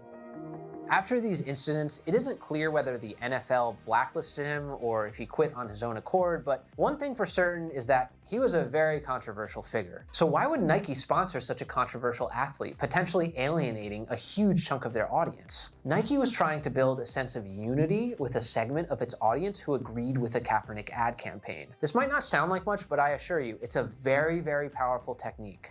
In unified tribal groups, there's a blurring between the self and others in your tribe. Neuroscientists have an answer to this phenomenon. It turns out, if you're asked to imagine yourself and someone from your tribe, the same brain circuitry lights up. So thoughts of self and tribe members blend together, and suddenly your identities are interwoven like a tapestry inside your mind. This doesn't happen with people who aren't tribe members. Unified tribal groups tend to act in solidarity with each other. We like each other more, we trust each other more, and we're more likely to help each other out. Brands know that if you view them as part of your tribe, you'll be far more likely to buy their products. So with Nike, it's really not about the shoes or the clothes. The swoosh is just a banner under which the tribe for racial equality and social justice gathers. They made themselves part of the tribe's fabric, and suddenly everyone wears Nike as if it's the uniform of social change. The purchase of a product is like a ticket into a club. When you buy a product, for better or for worse, you're making a statement to yourself and to the outer world about what you believe in. It's a social signaling device. Even the choice to actively avoid it and not participate in it is its own kind of signaling device. For example, driving a Tesla is basically a signaling device that you're part of the in-group of young, ambitious, wealthy tech workers. Patagonia is another similar signal of environmental consciousness. Even my leather jacket. Did I ever tell you that this here jacket represents a symbol of my individuality and my belief in personal freedom? It's all social signaling. So what about the people who disagreed with the ad campaign? Well, remember how I called this the Nike barbecue of 2018? Lots of people hated this ad and they decided to post about it on Twitter, a domain where rationality takes a backseat and outrage has its foot firmly planted on the gas pedal. People were boycotting Nike by burning shoes they've already paid for. In the end, this outrage was just a bunch of free publicity for Nike, plus the people who agreed with Nike's views doubled down and unified with their tribal group. If you know about the unity principle, this makes perfect sense. An attack on the brand is a personal attack on the individuals who support the brand. All said and done, this resulted in $6 billion in profits for Nike. That's the power of unity and tribalism. But when companies jump into social causes, it's worth pondering how genuine it is. Because at the end of the day, companies exist to make profits. You could make an argument that they're trying to build awareness for a cause, but I'm very skeptical. Nike doesn't exactly have the greatest track record when it comes to working conditions, and if it wasn't profitable to sponsor Kaepernick, Nike would find a way to drop him. Nike is certainly not the only company to use the unity principle either. You've got Chick-fil-A, Gillette, Jeremy's Chocolate, Pepsi, Black Rifle Coffee Company, Dove Soap, Patriot Mobile, all on every edge of the political spectrum. Yeah. If we take Chick-fil-A as an example, the fast food chain has been known for its stance on LGBTQ issues and its support for organizations that oppose same-sex marriage. But in 2019, they announced that they would no longer donate to these organizations, mostly because of public pressure. Companies are only going to champion a cause for as long as it's profitable. Other companies have been following suit with varying levels of success. Nike's ad was relatively tasteful, whereas other ads have faced considerable backlash and a huge plummet in sales. Things get dangerous for a brand when they inject themselves into a cultural, political, or environmental issue outside of their expertise and understanding. So my only comment on this is when you promote social change as a brand, and this is me talking to nobody because I think everybody left. When you promote social change as a brand, it's sort of like an investment in the future. Because when you think of like LGBT rights, stuff like that, it's growing. The support for these things are growing actively, year over year, generation over generation. These are new ideas that are becoming more and more popular. When we look back 10, 20, 30 years from now, these brands can say, hey, we supported this stuff back when it was unpopular. Back when very few brands were afraid to say, you know, we support XYZ. We did. Even though they're really just sort of like getting with the times and they're doing what is the most popular thing. It's an investment in future notoriety. Because, like, Bud Light can take a hit right now and reap the rewards 10, 20, 30 years down the line because they're going to still be around. That's the long and short of it. These brands can take these risks right now as an investment in the future. They know they're going to be okay. They know they're going to make it that long. Anyway, that's my standpoint on it. Companies take this route, they have to be really tactful in the way they approach it because I don't know if he'll mention be exposed that. for what it is, an advertisement meant to sell you a product. But Yeah, most of the yeah. time, companies that use the unity principle are a lot more subtle about it. In fact, most of the time it has nothing to do with politics at all. I mean, let's look at the Selena Gomez makeup ad again. This isn't just social proof, it's a calculated move to evoke the unity principle, forging a connection that makes you feel as if you and Selena are in the same tribe. Watch the intro. Papa, you're in my video. I pranked you. It's almost like she's casually spending a day with her family and she's in a homey setting that mirrors the everyday life of her target audience. A bit later, she says this. I wanted to create a line where it was for people like me. It doesn't get more obvious than that. I mean, Selena wants you to think to yourself, she's one of us. It's a lot more subtle than the politically Very trying charged to make ads, that but when you connection. feel that bond, you're more likely to trust and support each other. Selena's marketing team is banking on that. Now look, I'm an open-minded guy. If finding purpose in your preferred brand or makeup or shoes or cars makes you happy, that's great. But let's remember that brands are not benevolent protectors of values. They're in it for the money. Purchases have meaning, Yeah. but nowhere to draw the line. If you find yourself setting fire to your favorite shoes because you don't like the company's new ad, you're probably taking it way too far. Same thing if you feel the need to defend a multi-billion-dollar corporation on social media. Trust me, they'll be fine without you. No brand's attempt at unity is important enough to get worked up about. That's exactly what they want you to do anyway. And that's why I find these techniques especially harmful. Essentially, unity tactics are used to build a cult with their brand's values at the centerpiece of your world. But brands are not a stand-in for real spiritual meaning or a sense of real community. Now, what if a brand told you they were manipulating you? Is this better or worse? There's some Okay. companies that don't even hide Brutal the fact honesty. that they're basically building a cult. It's as if these brands are playing 4D chess with our brains. And while part of you wants to give them applause for their sheer audacity, another part wonders if these companies are just laughing at us for being so gullible. Let's dive into the deep end with Liquid Death, a name that suggests some sort of horrifically cheap liquor or maybe just poison. But no, Liquid Death is just plain water. encased in a can that looks like it was ripped straight out of an 80s metal band's merchandise store. As a commodity, this is as basic as it gets. Water covers 71% of the earth, and somehow That's we what I found a thought way this to brand was it. when I Liquid first Death's saw it in branding the is an fridge. exercise in absurdity that's so over the top you can't help but laugh at it. They engage in some seriously dark humor, and the water is super fun to drink because the packaging looks like a beer can. And yes, I know how stupid that sounds, but it's true. It's really fun to drink. They're not even trying to be subtle with manipulating you either. Their marketing VP is called the VP of Cult Indoctrination. It's like they're saying, yeah, we're brainwashing you. Here's your cloak and cult membership card. The real kicker is that it kind of works, but is this brutal honesty in marketing genuine or just another layer of manipulation? It's like they're whispering, we're in on the joke together, but are we?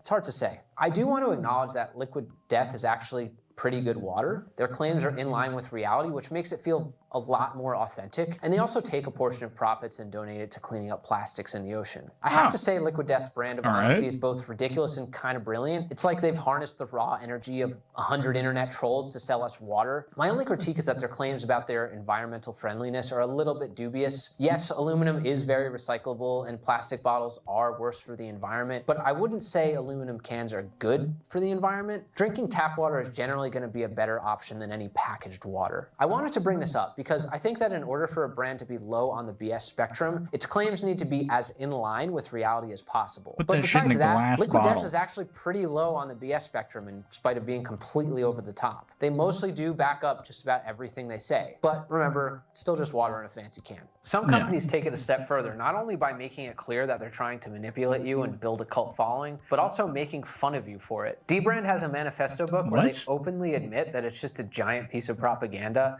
and they're practically patting you on the back for being stupid enough to buy it. I mostly bought it for this video, though. At least that's what I tell myself. What? As if that wasn't enough, they even have an extortion portal where you can just send them money and get nothing back in return. I could tell you what Dbrand sells, but honestly, does it really even matter? And as if that wasn't crazy enough, Cards Against Humanity sold over 30,000 boxes of actual BS, like actual poop from a bull, mailed it to customers, and made over $180,000 from it. It was meant to be a commentary on unnecessary spending in our consumer culture, but it's not hard to see the irony here. So why does this work? Well, here's the thing. The best companies understand that branding and design is about creating meaning. Remember, we don't value things. We value what they mean to us. Check out this lowly $1 bill. There's a way to make this $1 bill worth more than $1. If you somehow manage to corner Bill Gates and Warren Buffett in an elevator and ask them to scribble their names on this thing, the value of this is multiplied significantly. We attach meaning to things through symbolism and storytelling. Oh my This God. is what company branding capitalizes on. A brand is like an autographed dollar. It adds value through the stories and symbols associated with it. People don't just buy the product. They buy into the story the product represents. All of the objects and things in our lives are like little repositories of meaning. Good brands understand this, and sometimes all it takes is one descriptive word to change everything. It's why Liquid Death doesn't just say that their product is water. It's mountain water from the Austrian Alps. The Austrian Alps has an entire legacy and vivid history attached to it. A description or a label directs a person's attention towards certain features in a product and helps bring out a certain concept in our mind. The nature of our attention affects the nature of our experience. This That's goes what way Evian beyond is? just names. It can encapsulate an entire I think brand's just not ethos. knowing At these the end of the things is day, the best way to Apple avoid selling metal electronic rectangles, or are they selling tools that allow you to express yourself creatively? Is Nike just selling foot protection, or are they allowing you to reach your full athletic potential? Each version of these stories are true to varying degrees, but some companies take it way too far for my personal taste. I mean, apparently this Pepsi logo is based on Earth's magnetic fields and gravitational pull, and if that's true, great. I'm all for expressing ideas in a subtle way using visual shorthand, but after a certain point, it just comes off as psychotic overanalyzing. So, is there a problem crazy? here? I mean, it depends. Adding meaning to things isn't necessarily a bad thing, and our mental shortcuts exist for a reason. They're insanely effective. A person in the modern era has to make 35,000 decisions in a day. Meanwhile, we're so overwhelmed that we're like cats in a laser pointer disco, frantically chasing everything while catching nothing. When we're stressed, tired, or distracted, we just don't have the time to analyze every little detail. So we tap into the mental shortcuts like authority, scarcity, etc., to help us make decisions. This is why good photography matters. It's why having 3 stripes on a toothpaste matters. It's why good packaging and good design and good branding matters. When these mental shortcuts are based on reliable information, it's great. But as you've seen, designers and brand managers try to exploit these shortcuts for their own gain. They'll use counterfeit evidence or shady tactics to make us buy their products under false pretenses. So why does this even happen? I mean, it's easy to say that the employees and owners of these companies are evil psychopaths, and maybe that's true some of the time, but I think it's a gross oversimplification. Most of the individuals inside the companies that I've worked with were genuinely good people, and they cared about doing the right thing. A few things you're likely to hear anytime employees are having an argument inside of a boardroom are questions like, what's best for the customer? What's best for the local community? Or even what's best for the planet? These are all noble causes, but teams often can't come to an agreement on these goals. It's not uncommon for teams within companies to have conflicting or even opposing goals. Ideas. The one common ground is that they both work at the company and they want it to be successful. So they turn to a question that's much more straightforward, much easier to measure, and far more sinister.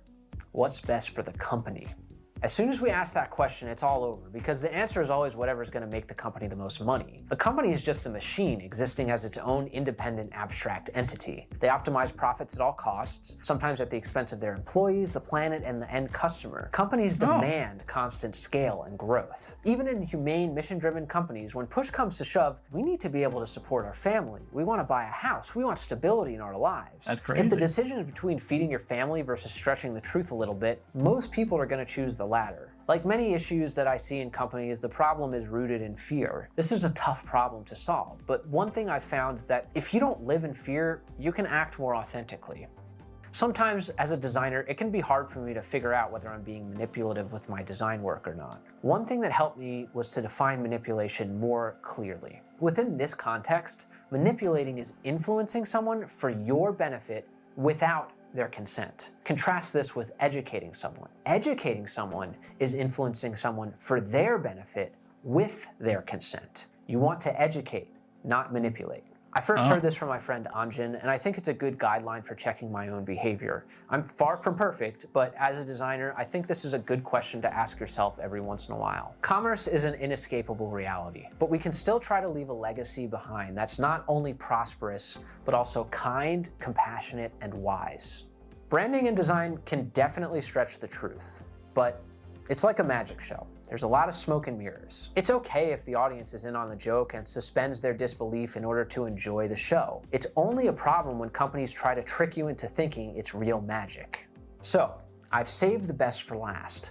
What is the most BS brand? What is the brandiest brand of them all? Hit me with it. It's the Design Theory merch drop. It's a heavily anticipated event that you have all been waiting for. After several years of development, I present to you the holy grail of brand manipulation and satire, the pinnacle of human achievement, the shirt to end all shirts, the shirt t-shirt. It's like branding took a long look in the mirror and had an existential crisis. What is this In a world kerning? of branding illusions, this t-shirt is the mirror that says, look at you buying that shirt. And you, splendidly self-aware, retort, yes, indeed I am.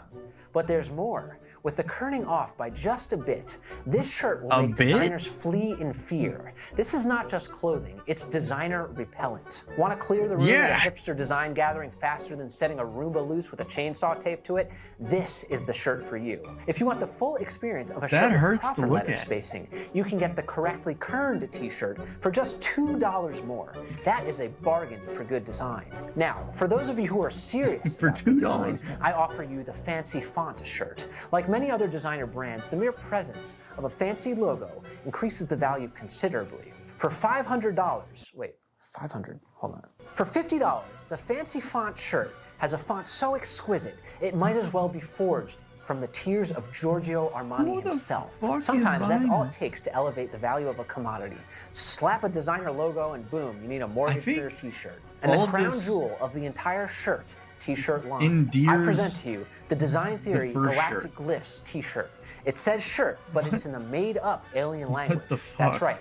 I created an entire alien language just for this t-shirt line. This shirt doesn't just say shirt on it. If you look closely, there's a message underneath. This font is so fancy, you can't even read it without a special decoder that is only decipherable by the Design Theory Fanatical tribe. I'm only selling 20 of these, and at $100, I promise you'll be rewarded for your trust in the Design Theory cult. I mean brand, the Design Theory brand. Maybe there's a cryptic message that will reward you for your efforts. What will you find? Wisdom, fortune, perhaps. After you buy this shirt, which you will not regret, believe me, just DM me your order number on Instagram for the decoder and become part of the unified Design Theory tribe. Now here's the deal. Jesus Christ, for all man. the shirts, I'm only selling them for the next 40 days. Once they're gone, they're gone. I don't have time to manage sales for longer than that. I'm only one person and I need to focus on my other design work that isn't completely insane. If you like these videos, the purchase helps me to continue to make more of them. Go click the link in the description or head to designtheory.store. Adorn yourselves in the fabric of irony and rebellious kerning. As always, you're free to do as you wish. I'll still appreciate you no matter what. And on the note of appreciation, big shout out to my patrons and Discord for helping me with this video. If you want to support... All right. That was pretty good. I actually like that video. I'm saving that video. I'm actually referencing it. That was good. I hate how much I learned. It's insane. Maybe with the lo-fi. I'm gonna take a brief break so I can go grab another beer. Now, of course, my recommendation to you. Chill out. Take a breather. I'll be right back.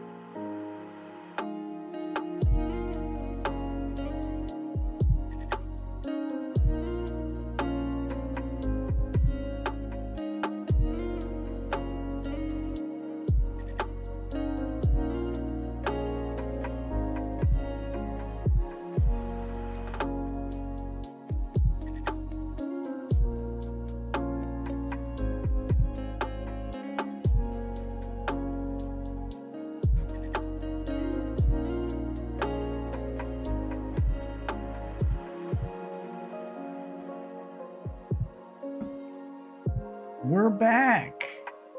Hey, it's me. It's me. Yay. I know you missed me.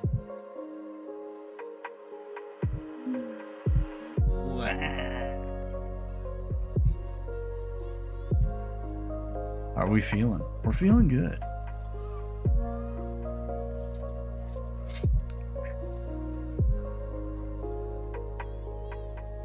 Like, we actually watched a good video tonight, which is excellent. We love it.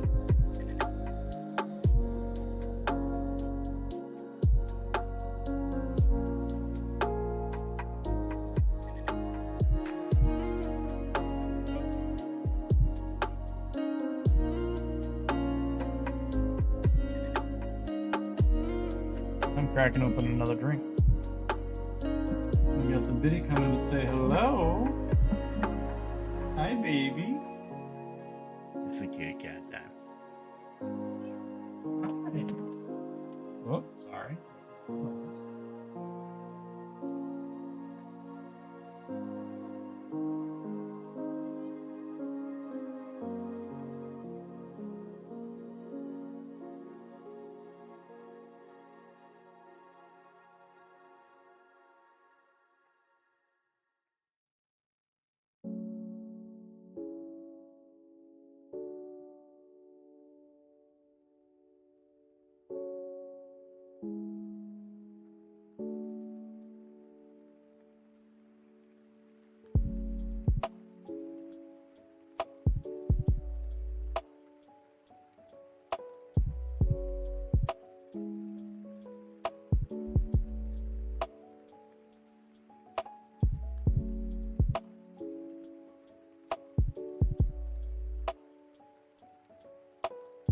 More baby content. You came back just in time.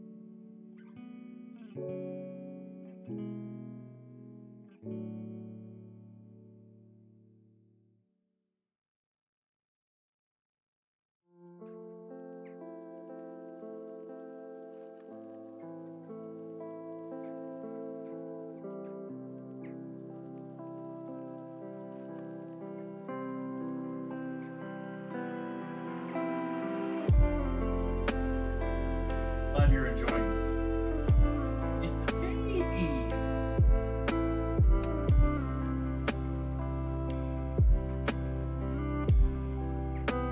See, now this is clickable content.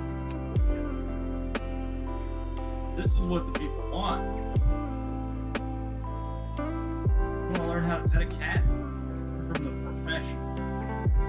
Me.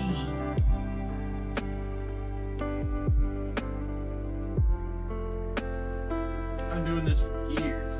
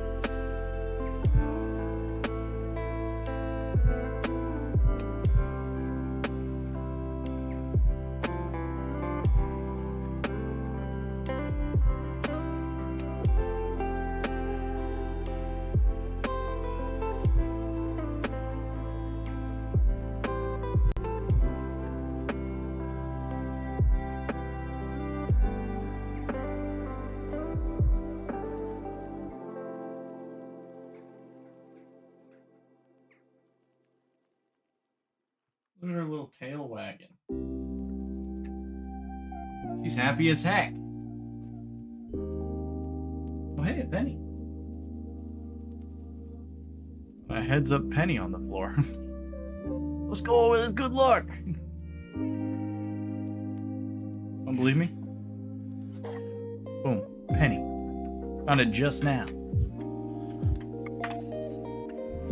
even know that that was there. Anyway, cheers. A good solid 5 minutes of petting my cat.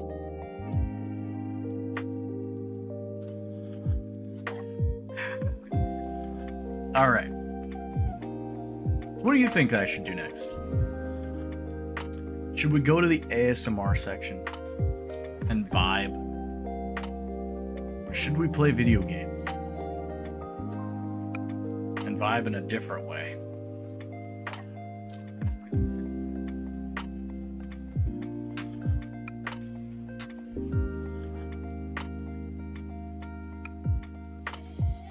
You know what? We'll head to the ASMR section for now.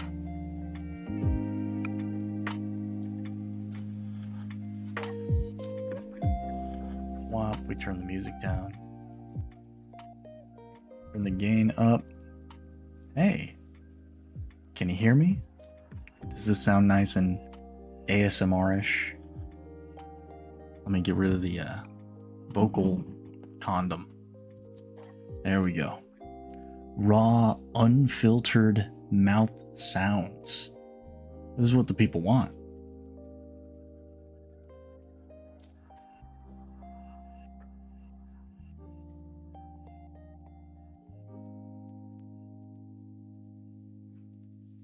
So yeah, I have should I just talk about my first couple days on the job? Because I am more confident with it than I thought I would be. And I think it goes to show that just sometimes you build up all these skills, you know, and then you just got to find the right job that values those skills, you know, the right place to utilize your capabilities and get paid reasonably for it.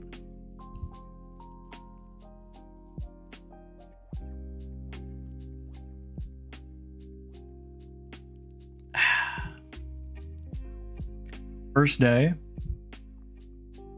it's been literally 2 hours just doing training.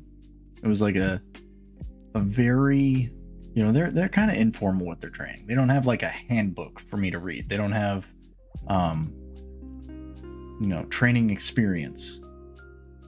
So it was sort of just like a very harsh rundown of like, what's going on? You know, what am I going to be involved with? Which is fine. You know, I can manage that. I can deal with that. And then after that, it was a little bit of you know, just making sure all my logins were good. And then today, because it's a retail kind of thing, I managed, I did a little test run, entering a product in through Shopify, and worked on shooting footage for social media. And then that was it. And it's something that, like, I've done countless times before, but never got paid to do it. And I think getting paid to do it makes me like take it that much more like seriously. And yeah, it's fun.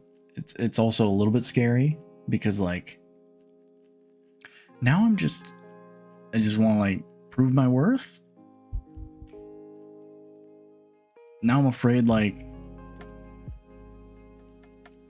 damn, can I really live up to these expectations? But yeah, I think we'll see what happens.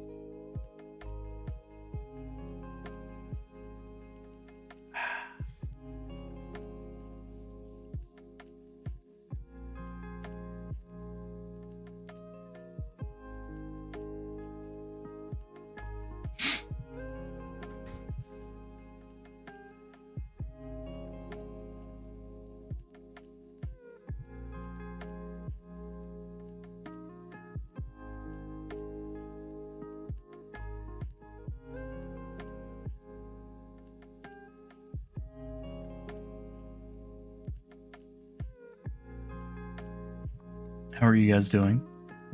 Hope that you're doing well. Hope you like the shininess of my bald head. I hope that that's really hope that's doing something for you. I almost feel like when I get this close to the microphone, I really just need to bring my camera down. Because it's like a, you know, when I'm talking normally, I'm all the way back here. But like when you're doing ASMR, you kind of want to like get in there.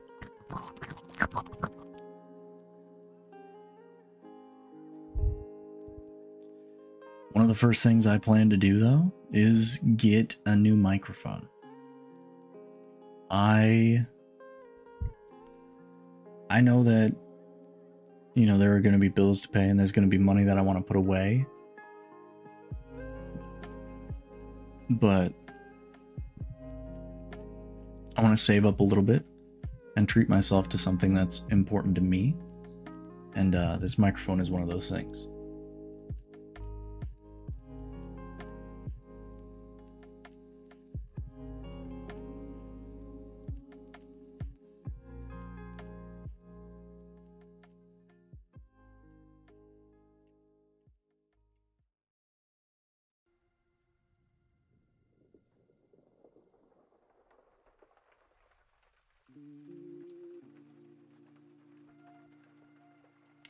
Yes, how are you doing? Tell me about you guys. What's poppin'? What's she living with? You know, this stream is usually a two-way street.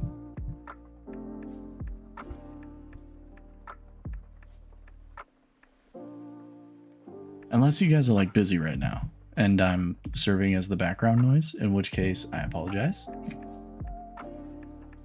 No pressure, okay? No pressure. I didn't mean to do that.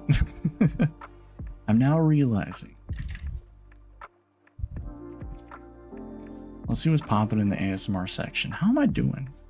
How am I comparing? Okay, I don't want to search recommended for me. Let's search viewers high to low.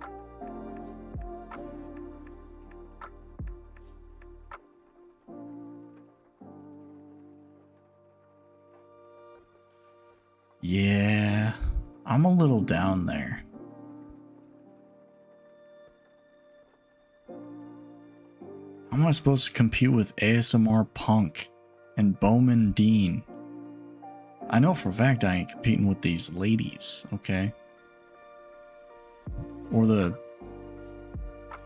half-naked people giving and getting massages. That's just not happening.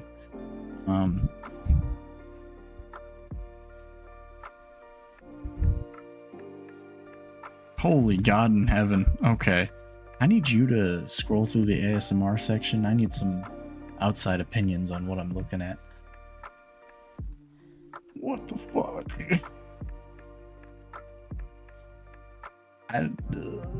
Jesus. There's a lot going on. There's a lot to see. Not all of it's good.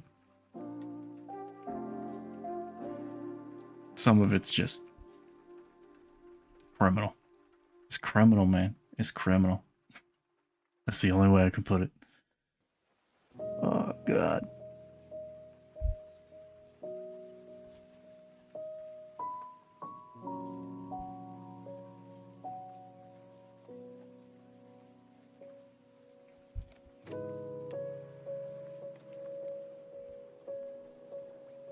Some of it's just AI image of anime girls with huge tits. That's all that it is.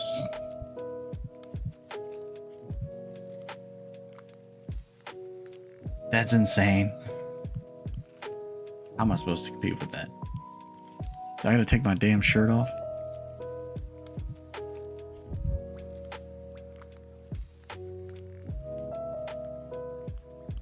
Also, I hope that people don't take the default character streamer thing the wrong way.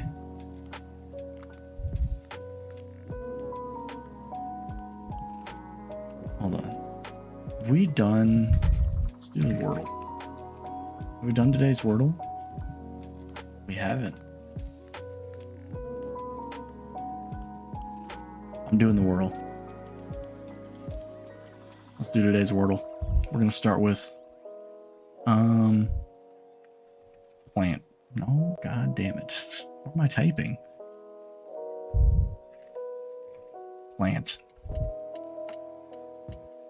Okay, so we get an A.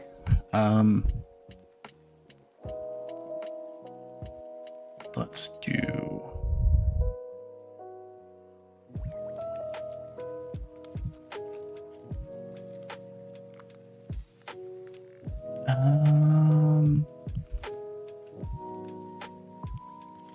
trying to think. Barge. Barge is a good word. I like barge. Nothing, huh? All right.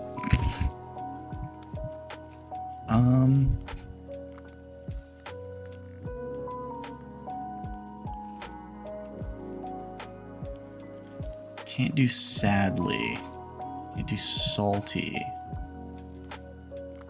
Dad. DAS being up is good. Cash. No.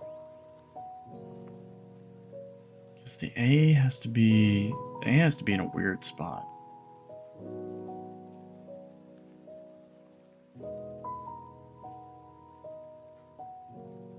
Ash, mash. No. Let's see. We can figure this out. We're smart guys. We're smart people.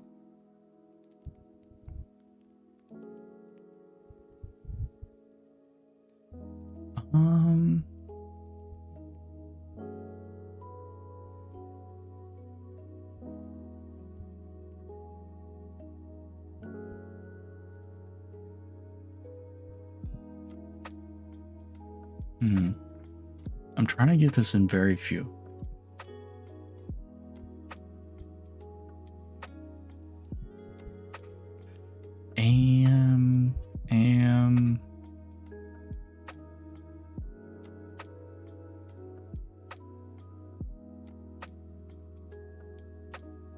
Something that uses U or I at the beginning.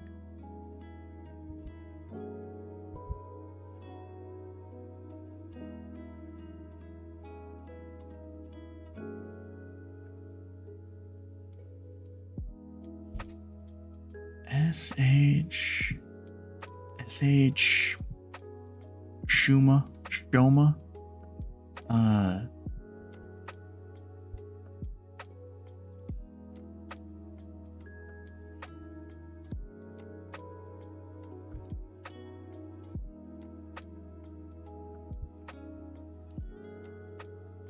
Sim.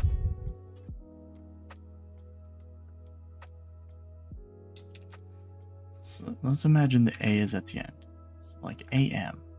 What can we put at the beginning of that?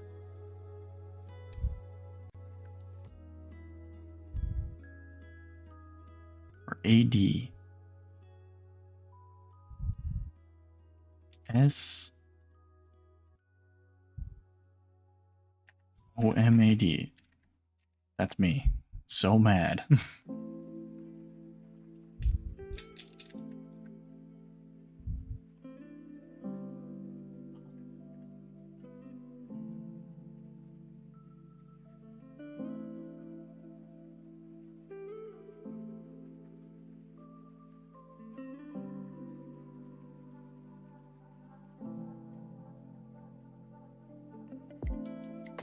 I'm gonna say delay, but E is gone. We can't use E.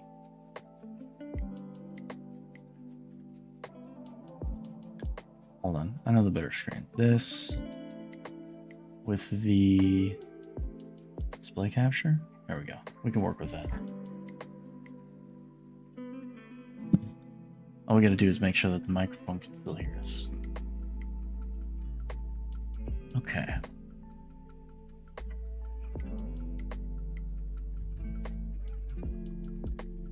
Ash.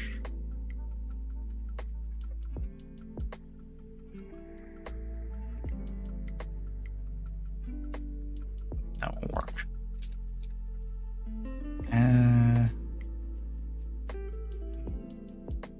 Hey, what's up, that streamer? How you doing?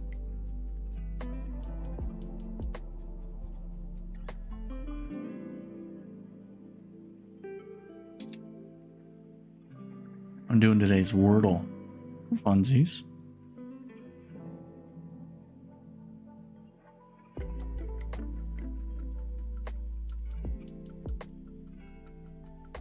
Good Werfling. Yeah. I'm trying to, itch my brain a little bit. We're doing the dulls. But yeah, how are you doing? How are you living? Things going good?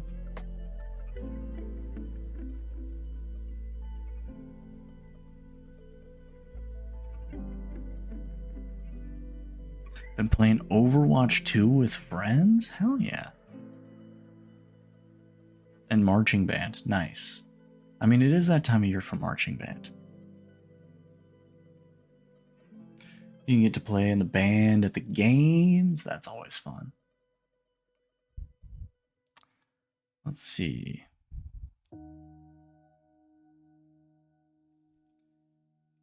CH.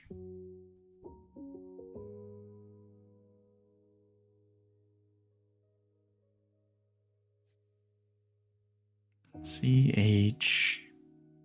Can't be A. CH.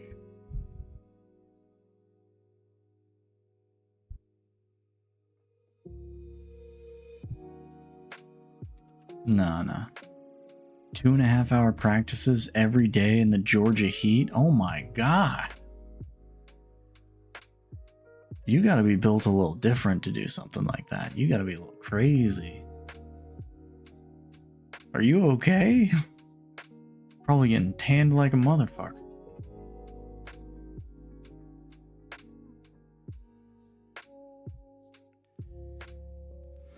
SM.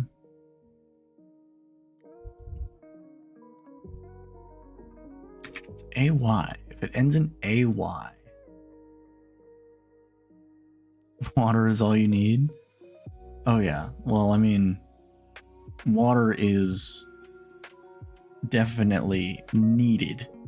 For sure. Water and protein? Yeah.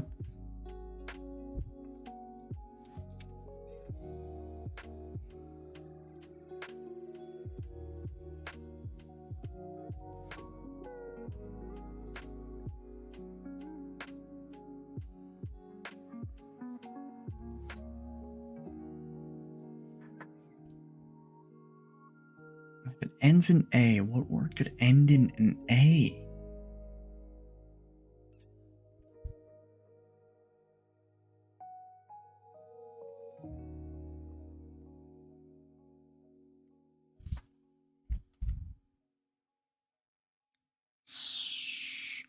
MA?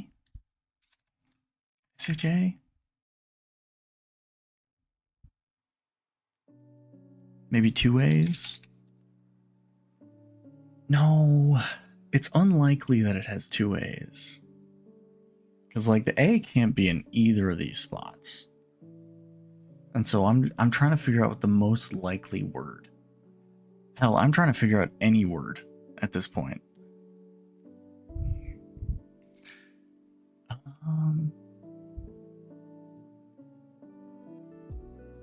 CHA is a way to end a word.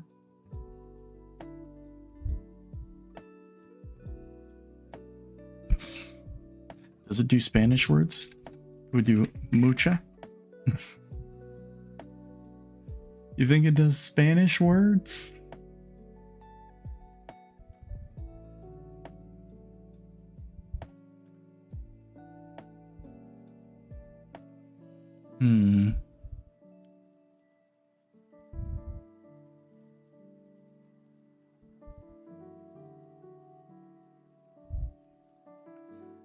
Let's see if it does Spanish. Not in word list, okay.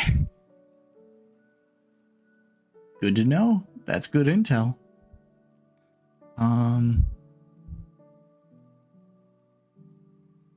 trying to think of like a 5-letter word that ends in A.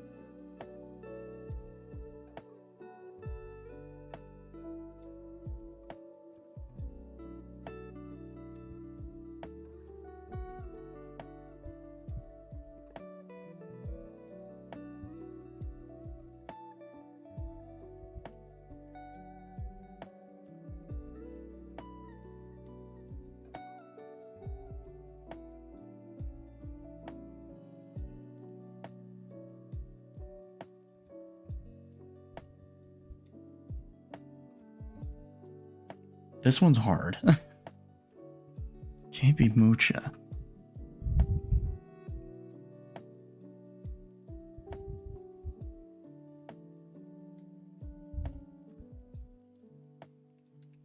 What if it ends in like YA? Yeah. No. No. KA. Ends in KA.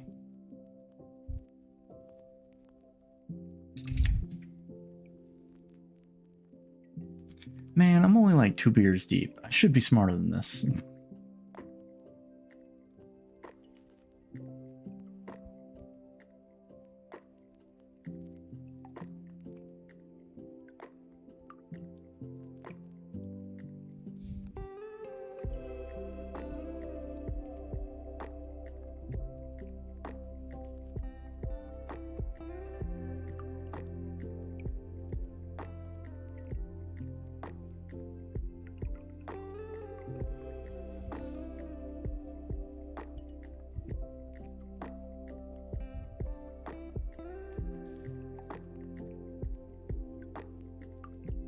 SQUAD. Squad.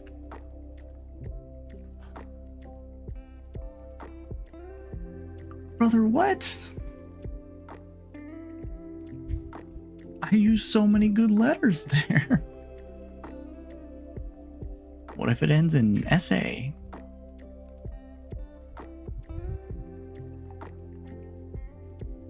It's possible the A is at the beginning of the word or the end of the word.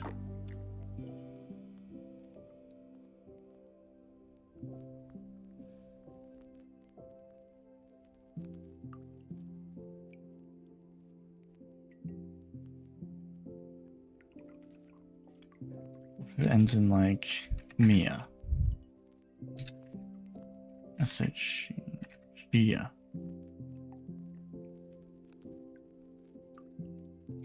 That's not a word, I don't think.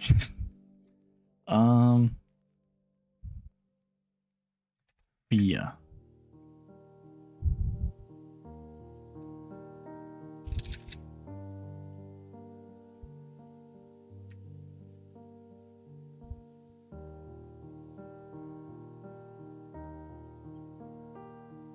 This is a struggle, honestly. But I think we're getting somewhere with this.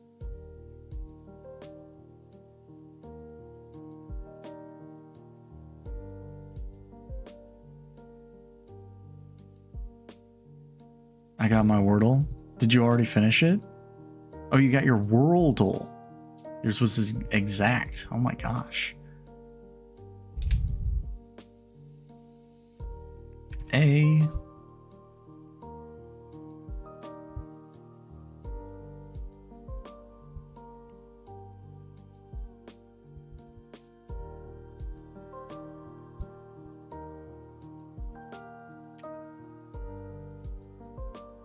Did you get your Wordle?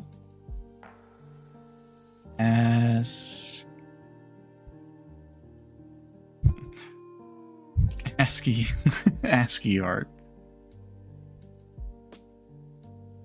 Okay, you got your Wordle. Okay, no spoilers. I gotta try and do this on my own.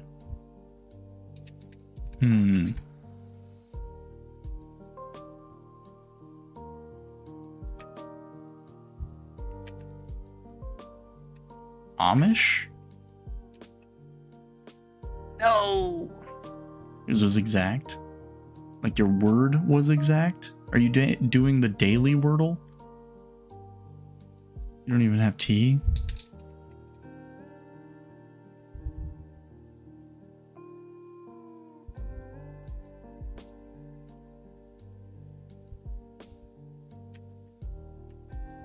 Is ASCII a word? It's not a word. Okay. Like, there's no way.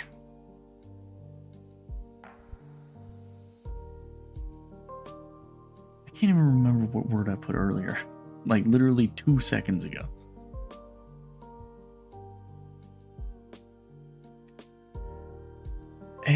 Oh, it was Amish.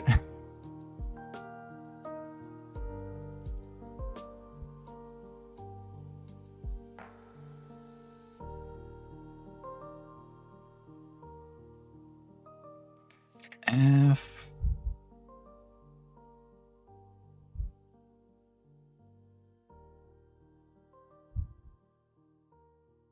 No, I don't think it's that.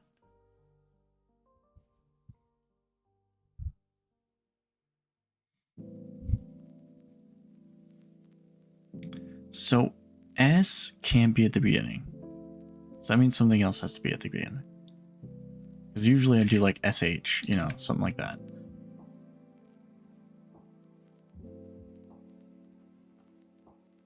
Maybe it's SA at the end. But what words end in SA?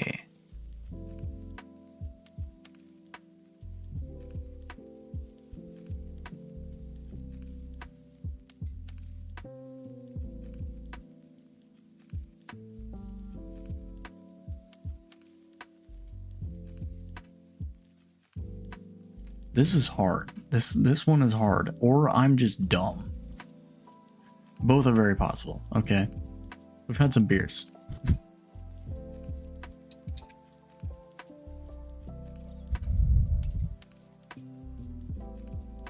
Let's see.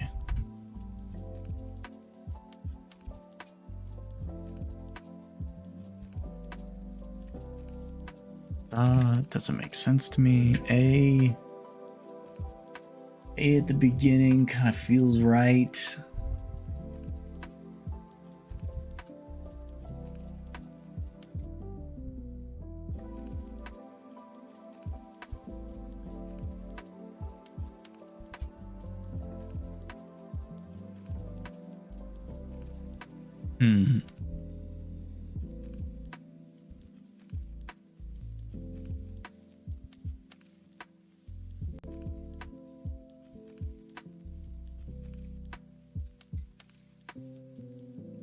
This isn't a word.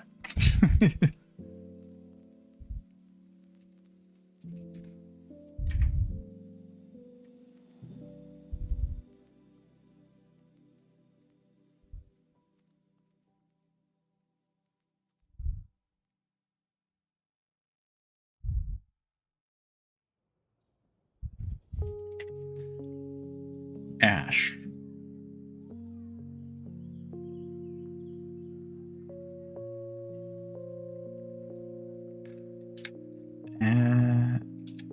Ams.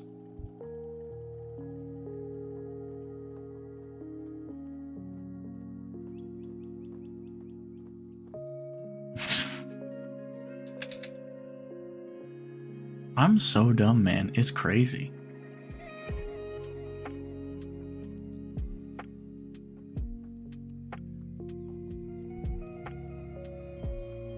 Can't be alias. 'Cause the L is gone.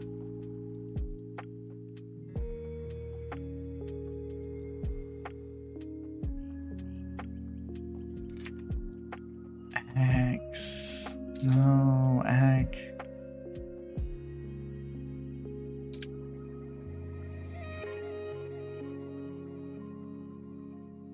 It's gotta be infuriating to watch if, like, you know what the word is. You know what I mean?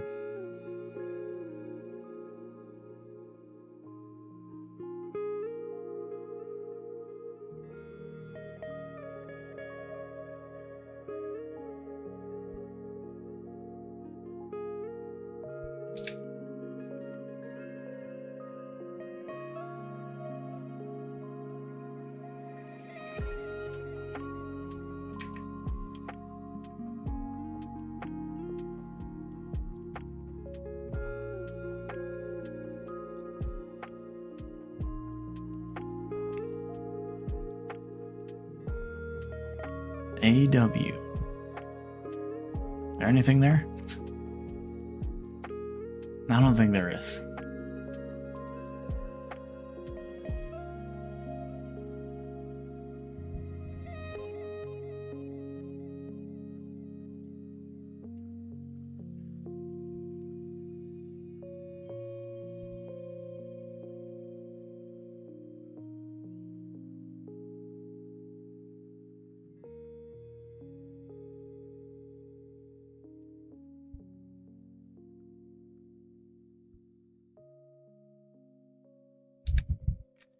ASK ask.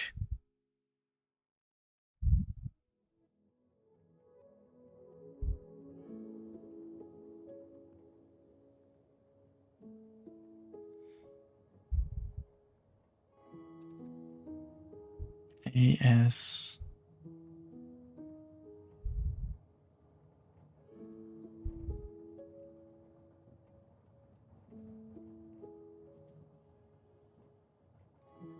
Dude, this is stuff which convinces me that I'm dumb as hell.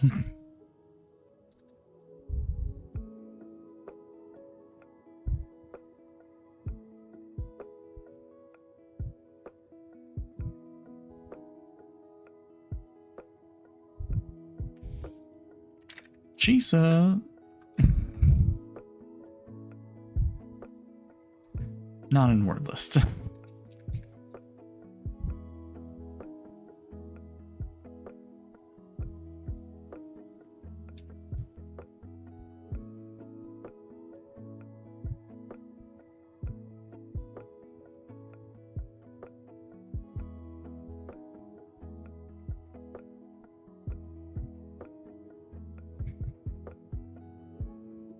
I feel like I'm just... My brain is working in circles trying to get this one out.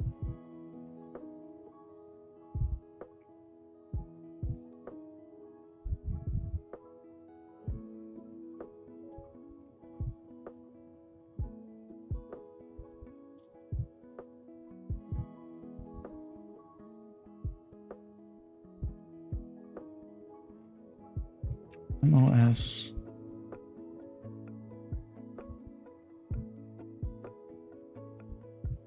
FA. Anything there? No. Okay. We'll keep going.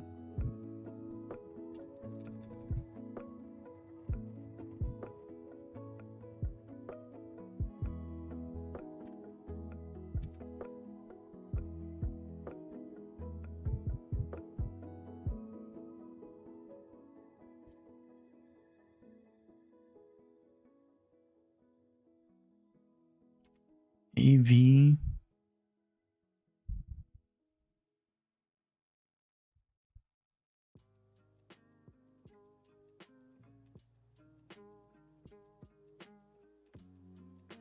Avast. It's not that.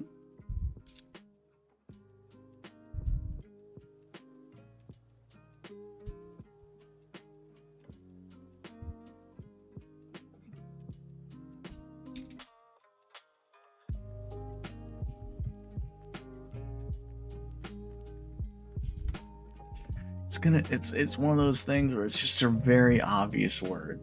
I'm just not seeing it.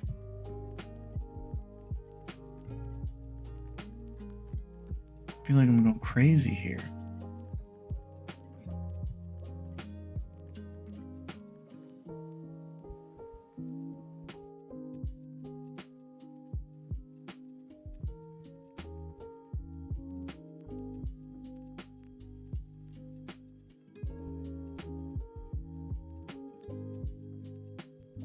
How could the word end?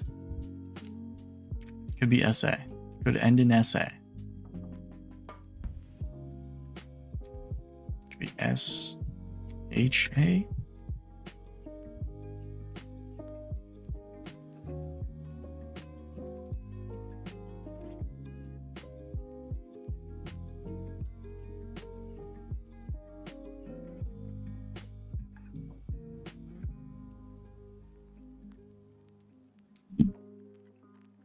Wosha Wisha.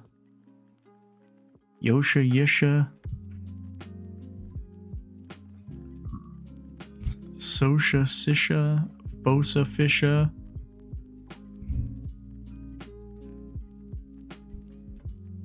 Osha Hisha. Aisha. Josha Jisha Jaisha. Kosha Kisha Kaisha. Mosha Misha Maisha. Vosha Visha Vaisha. Osha Visha Kisha Kaisha. No, it's not, it can't end in SHA.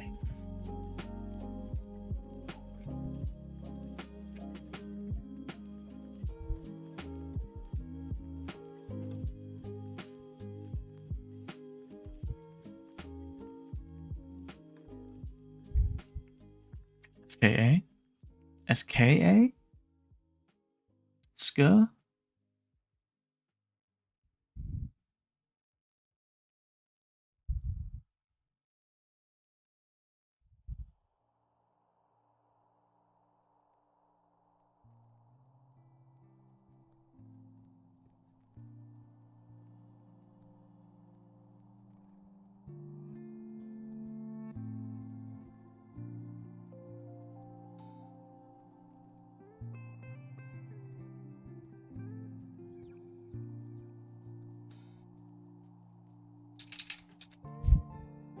SFA?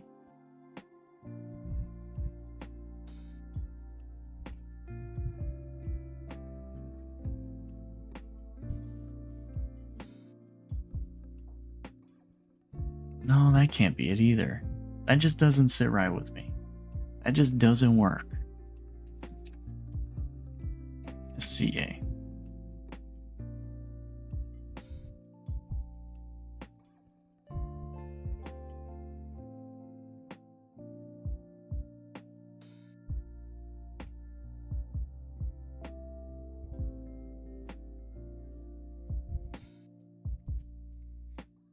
The thing is, I can't even think of a word.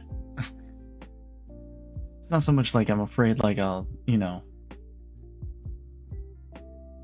use two letters or not use an optimal word to figure this out. I can't even think of a word. It's criminal what this game has done to my brain.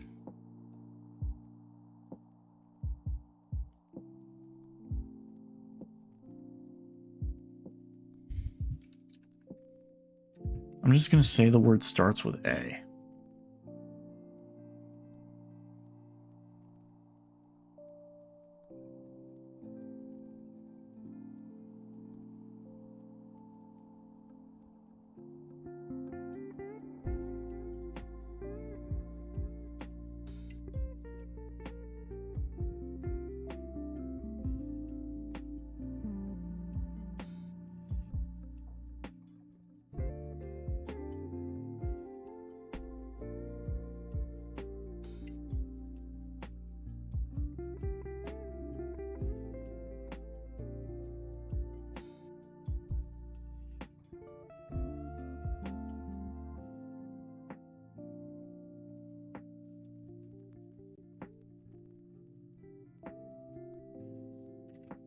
Vegas. Just type something. Just get anything out there.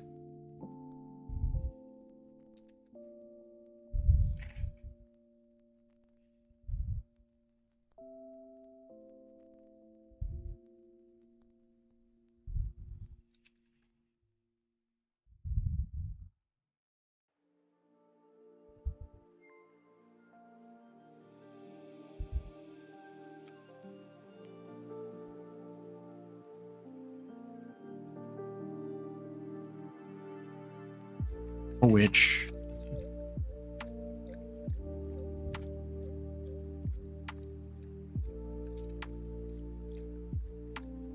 A wish.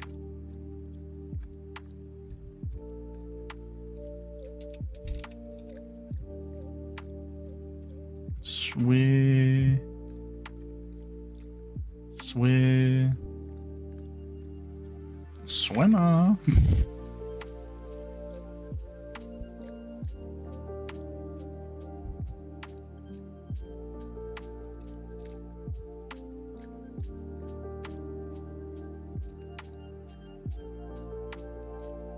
S can't be at the beginning. What am I thinking? I'm wasting valuable brain cells.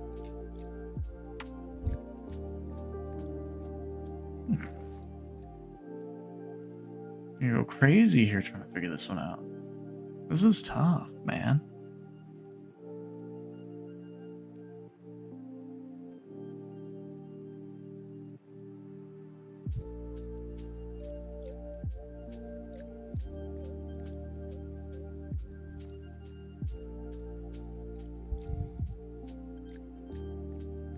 F I S fish fisk fim fisma fit fim.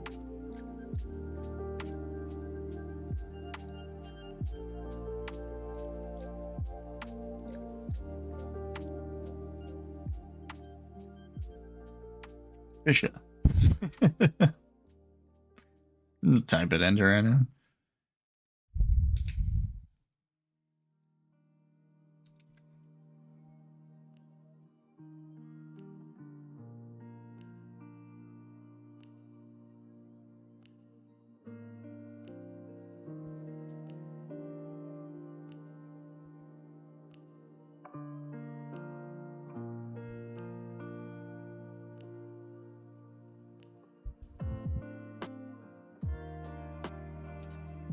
Why?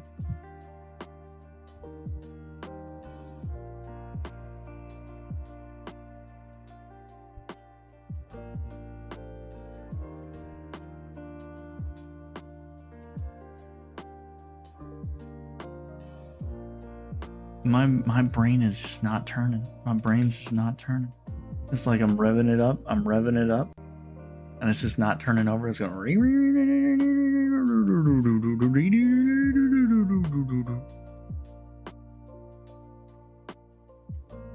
I'm just waiting for it to go to.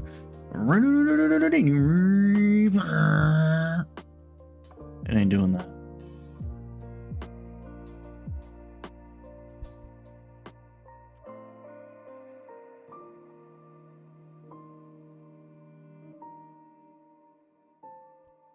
M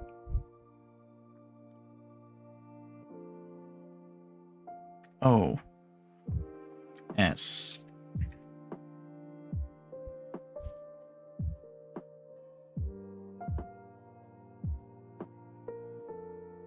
MOCHA. That doesn't have an S in it. Oh, that doesn't have an S in it.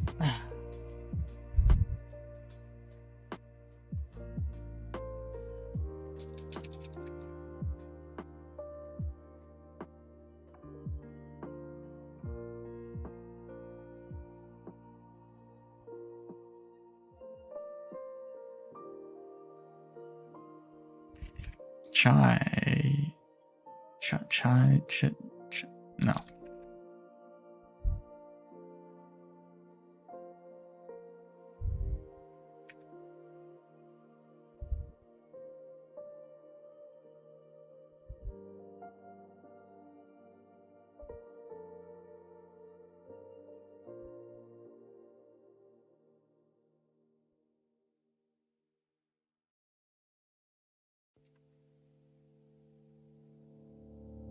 I, for the life of me, cannot think of a word.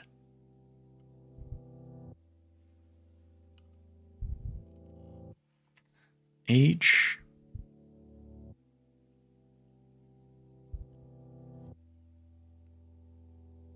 O.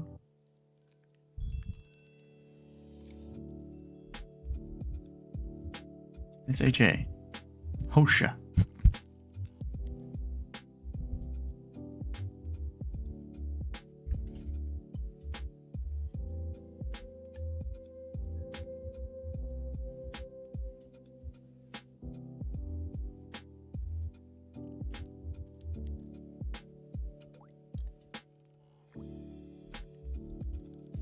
Ain't a word.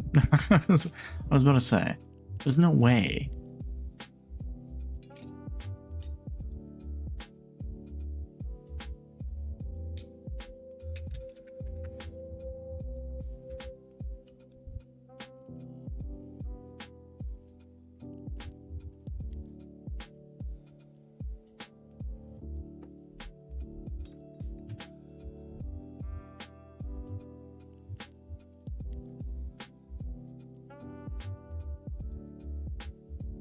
S-M-I-O.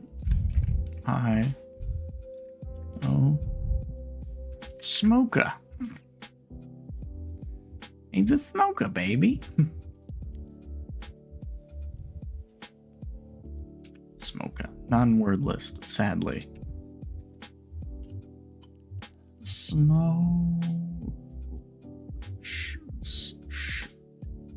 up. Smy.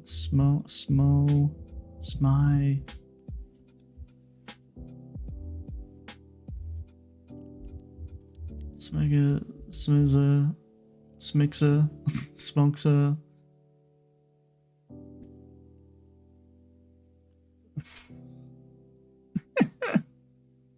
You struggling? I'm struggling so hard. Don't tell me you've already finished this one.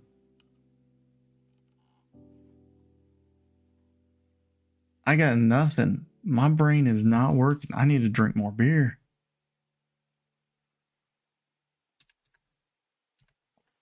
The S can't be at the beginning. What am I even doing?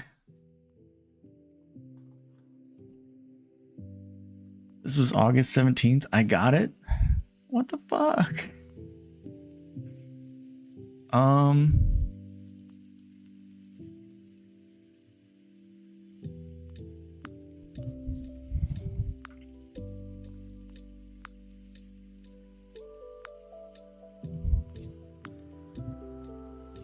F-I... Can I have hint? Can I give hint? Give me one more letter. Give me one more letter, okay? One more letter. That's all that I'm asking. One more letter. Because I am... My brain cannot do this right now.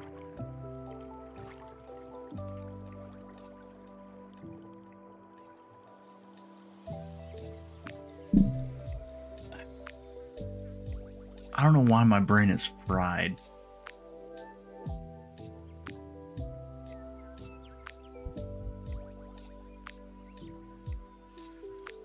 One of those yellow letters is a double in this word. Oh.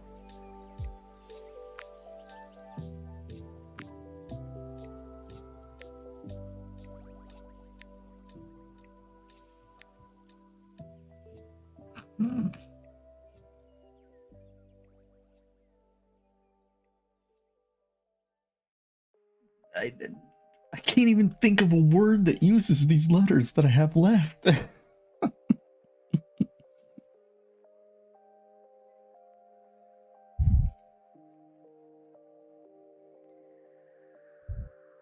Ass.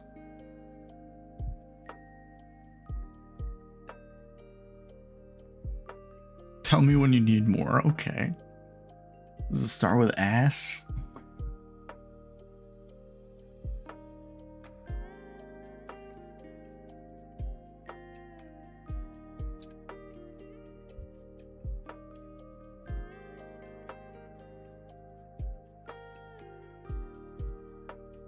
Amass.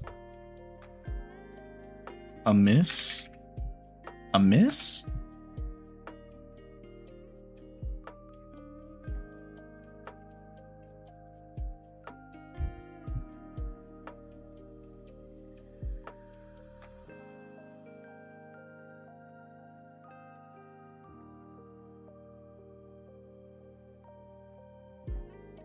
I'll tell you what was amiss.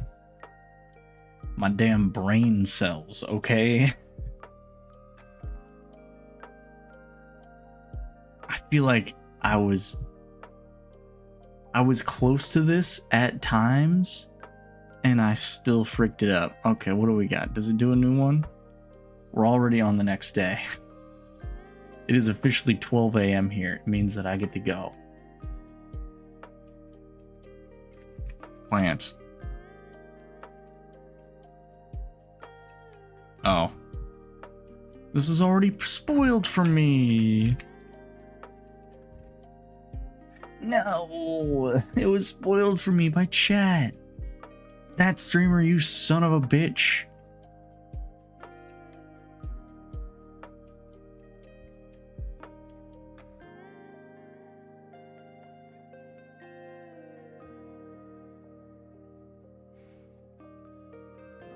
No, he spoiled it. I'm sorry. If it's spoiled for me, it's gotta be spoiled for you too, okay? Urgh.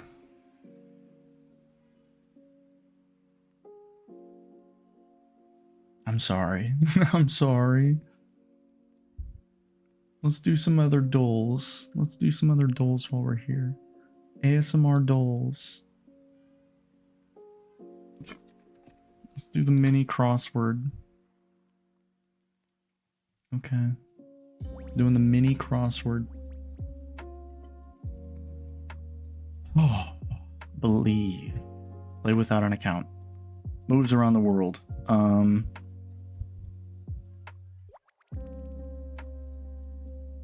I don't know. Clear outer layer of the eye. Sclera? One bird can't make a pun, but two can. Prized gold statuettes. I don't fucking know.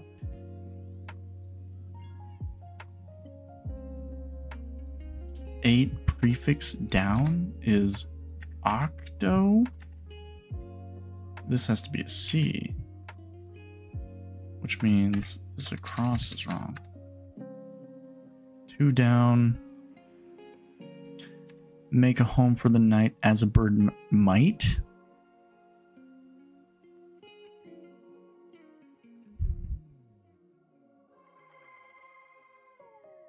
I don't know. What's it? Moves around the world. Moves around the world. Starts with an O. O-R. Let's try this one. Clear outer layer of eye.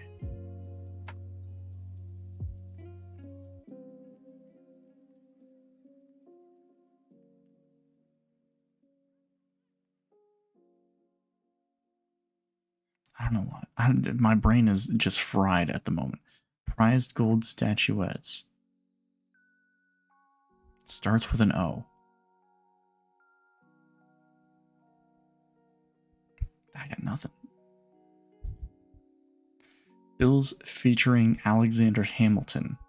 That's hundreds. But what would... Oh, tens. No, it's tens. He's on the $10 bill.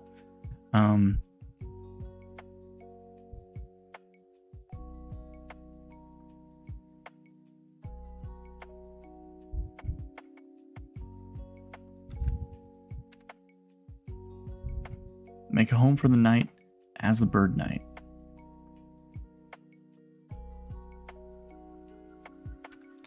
Rocker Springsteen. We already know that that is Bruce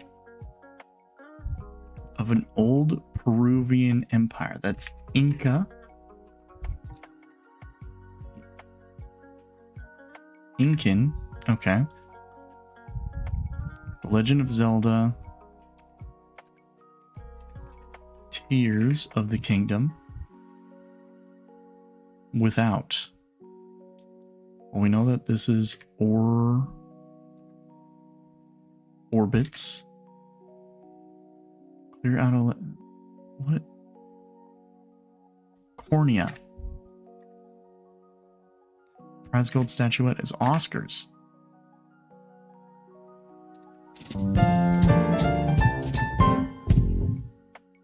$3.18. Not bad.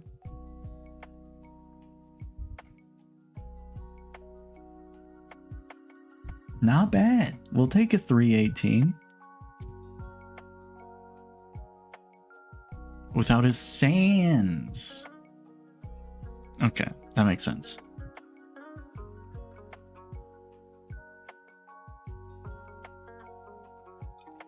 Roost. This is Roost. Who says Make a home for the night as a bird might. Roost. Roosting. Okay. It's fine. It really is. I gotta go to my damn list of dolls.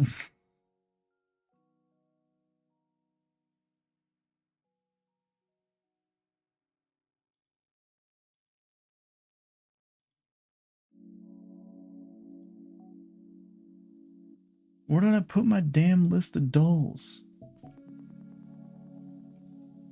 I had a list of dolls. I misplaced it.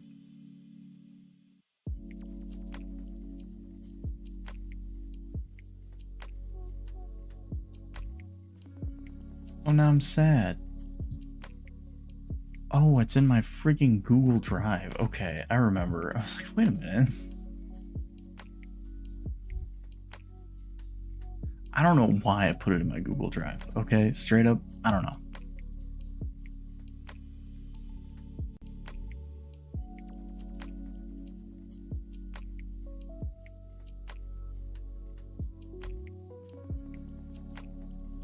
Where's my list of dolls? List of dolls. Where are you? Here we go. We're doing more. Let's do the good old Loldle. Do the Loldle together. You know, we're League of Legends players here. We can do the Loldle. All right. Start on classic. We will guess. Who do we want to guess? We're gonna start with my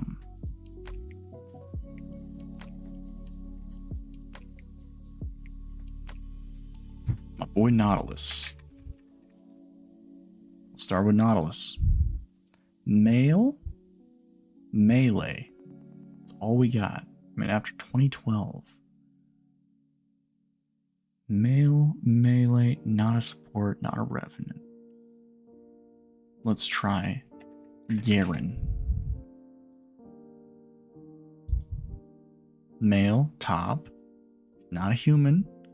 Not manaless, but he is melee. Oh, Garen was made before. Okay, I'm dumb. Male, top, melee. Not a human.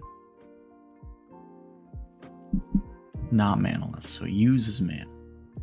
Or something. Like energy. Is it Shen? Shen? Ooh. Wait, he's also 2010. Okay. It's Kled.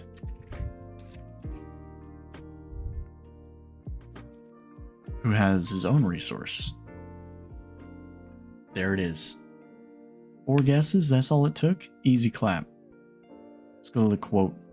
Who says, cheater's just a fancy word for winner. Is that Twisted Fate? It is Twisted Fate. Alright, let's go to the ability. We're kind of flying through this. What the fuck am I looking at?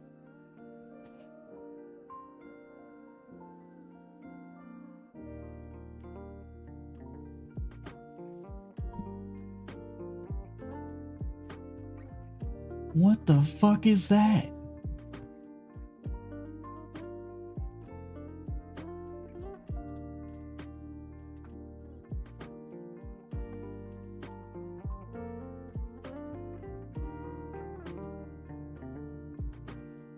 Rakan? I don't know. It's not Rakan. Is it Talon?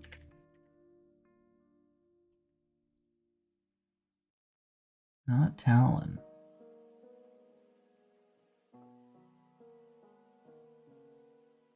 Is it Set?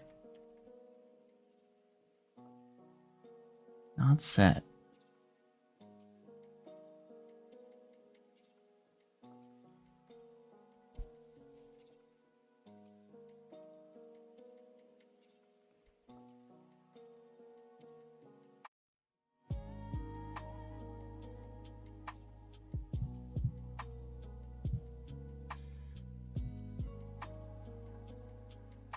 Is it like is that musical stuff? Is it like Sona?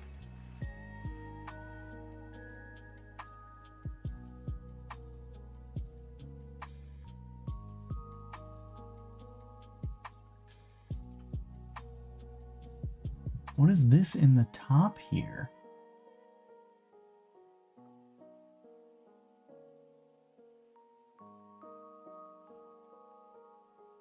Is it Zaya? Am I looking at feathers? I can't tell. It's not. Not Seraphine. Name clue? Name of the ability? I don't want the name clue. Frickin', give me the name clue. Mirror image? It is LeBlanc. Which explains why I have never fucking seen it before. Which spell is it? That's the passive. Yeah, I don't play LeBlanc. Oh, hey. Kitty in the background. Snow. Anivia. Yep. Alright. Splash.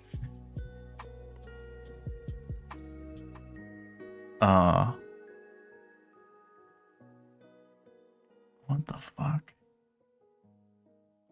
Jin Zhao.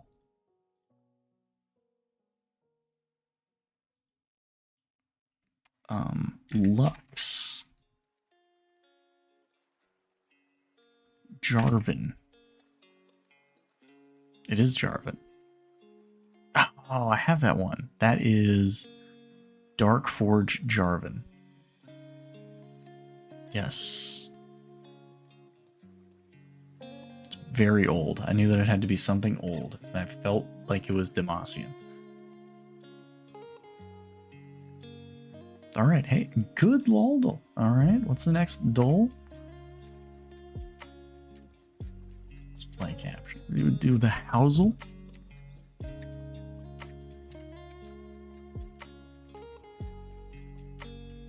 Okay, okay.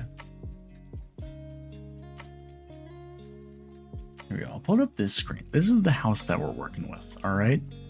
Presented by Adrian Wadsworth. The shit's on an island of its own. Zoom in.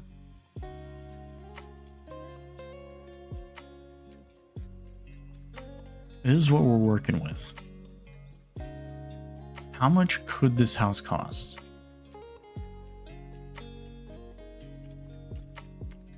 I want to say like a clean... Let's just say that, like, it looks like a small house. So I want to say like 300,000? 300,000 maybe? Is too low. Okay, knowledge is power. Is that main? I think that's main. Alright, let's just go high. 1 million.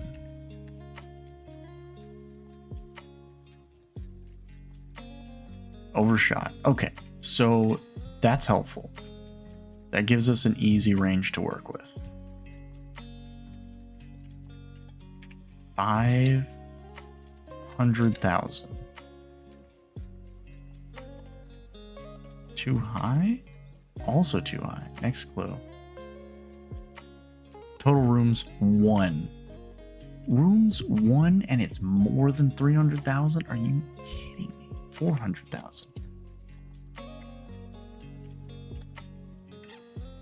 There we go. 1 in 4 guesses. It is $400,000 for a 1-room house on an island? Who's buying this? Alright, what else we got? What else we got? Let's do the global.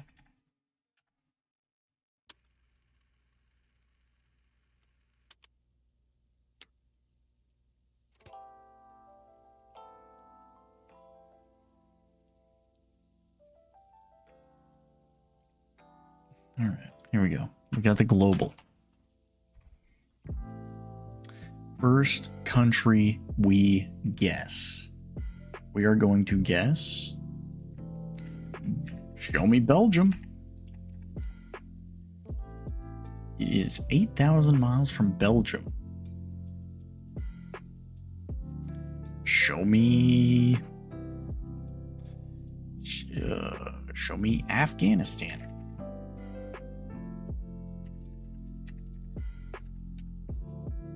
Warmer, 3,000 from Afghanistan. Show me UAE.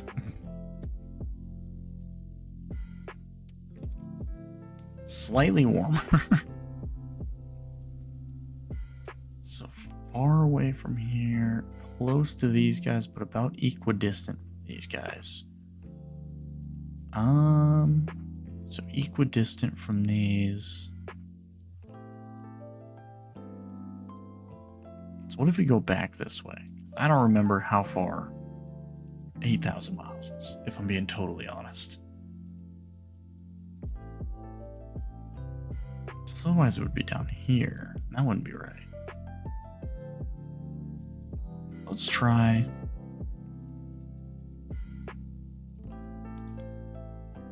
Turkey. Cooler. Okay, so it's not over this direction. It has to be over this direction. Let's try India. India is warmer. It's very close to India. Very, very close. Malaysia. Way cooler. So it has to be close to India. What are the countries over here? Bhutan? It's cooler. Not there. Let's be this way. This way, down here. Oh.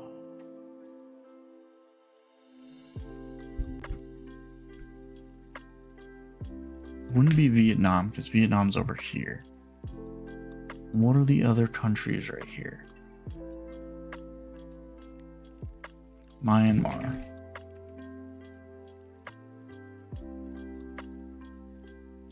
Still closer to India. Is this a country? These little islands right here? Is this... I don't know what the fuck that is.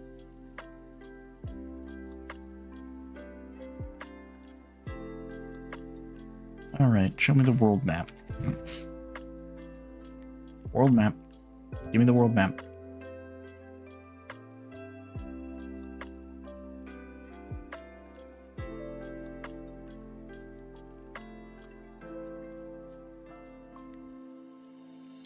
So that's Sri Lanka. Would it be Sri Lanka? It's warmer. How far is Sri Lanka? Still 600. What the fuck are these little islands then? What is this? Is that a country?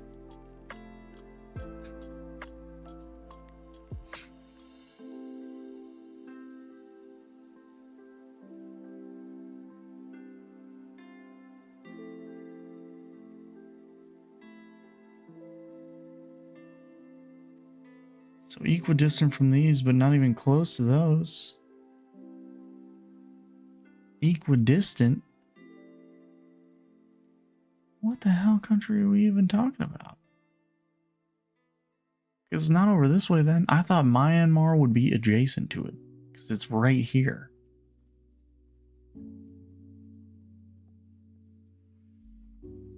This is Bangladesh.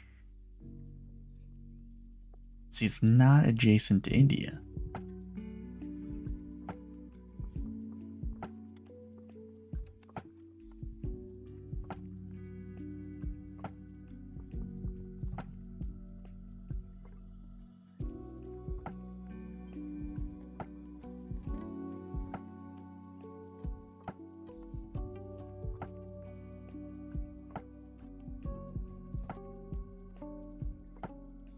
And these are further away. This is blowing my damn mind. How's global going? It's not going good. It can't be China because China is literally adjacent to India. Sri Lanka and India are equidistant from it. So it has to be something equidistant from like this point and anywhere on this point, which is like, could be here, but it can't be because this is further away. Could be over here, but it can't be because this is further away.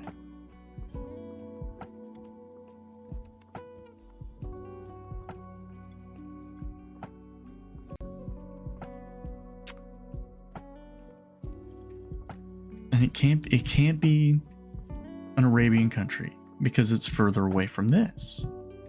These are literally so centrally located, but they're not touching the country. What the fuck?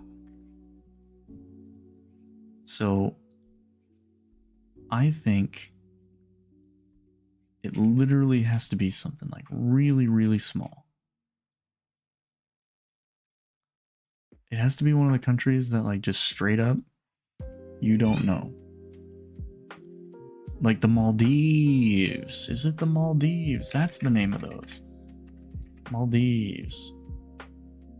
It's the Maldives. There is no way in the world I knew what the Maldives were or where they were at. But now I do. Hey baby, what do you want? Hi. Back for attention.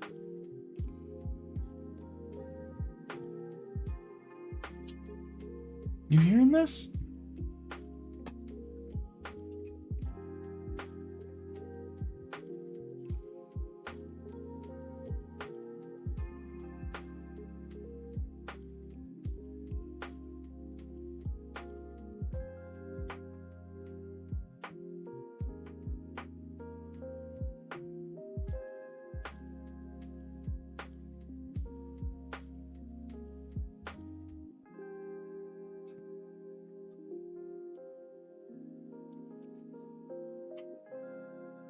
This is how I sit with Lil Bit when I'm trying to smother her.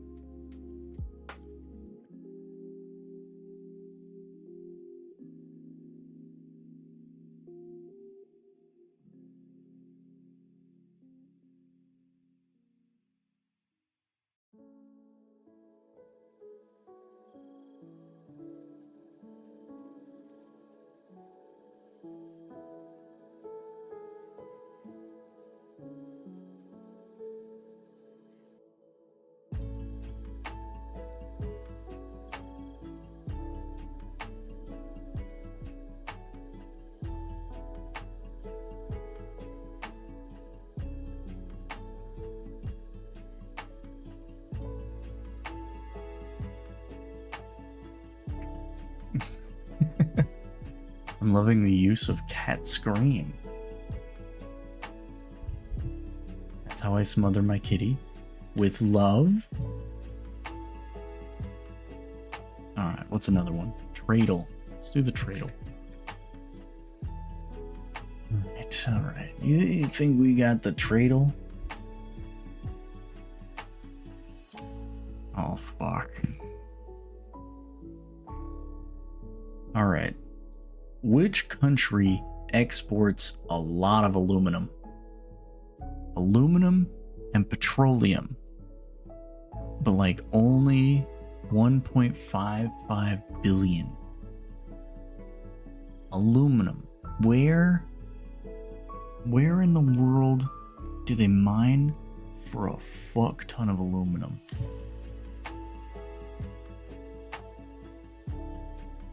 Hard liquor, beer, vermouth, coffee. That's actually a lot.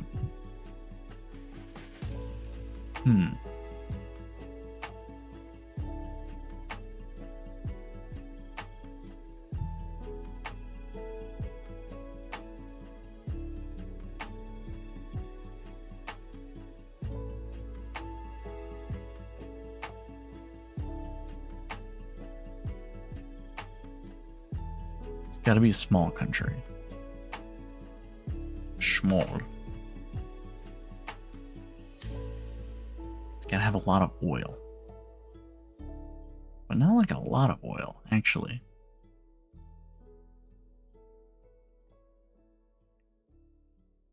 Let's try a country like Djibouti. Djibouti.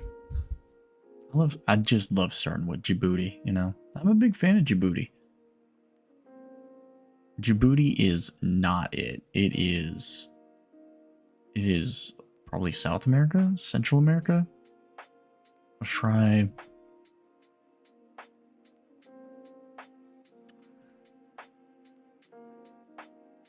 Nicaragua. Let's start with Central America. Let's see what happens. Okay. And if it's up from there, then it must be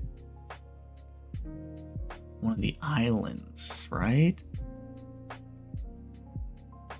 One of the Caribbean islands. Right, okay. I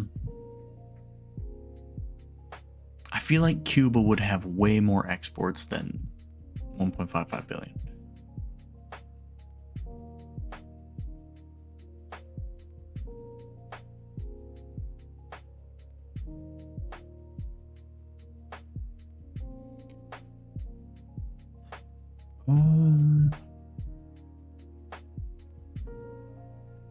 Let's do Puerto Rico. Puerto Rico. Okay. So that rules that out. Let's just put Cuba. Get a feel for where we're at. It is so close. Oh shit, Jamaica? Jamaica. Because, like, liquor exports are a part of Jamaica's, like, makeup. Right?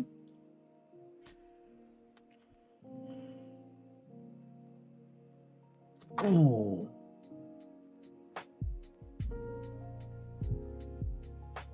I knew we had to be close as soon as Nicaragua pointed us directly towards the Caribbean islands. I knew it.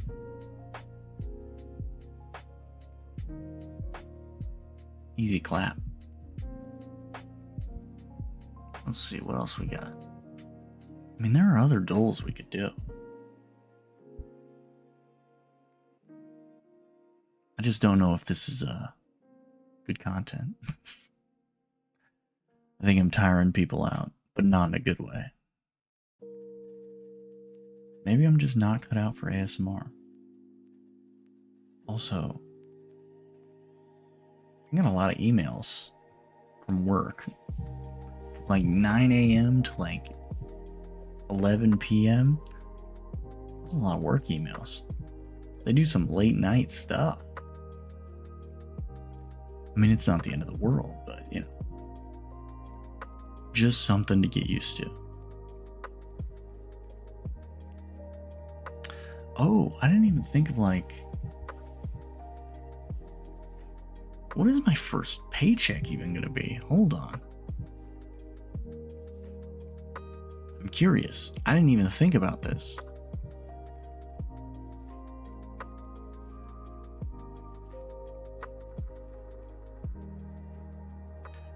How many weeks are there in a year? 52? Am I crazy? Why am I second guessing myself? Weeks in a year. Okay, good. I was losing my mind.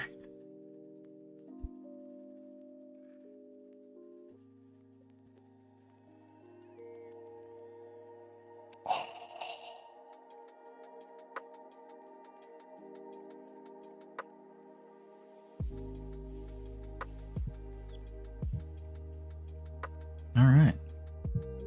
So every 2 weeks I survive work. It's gonna be a good day.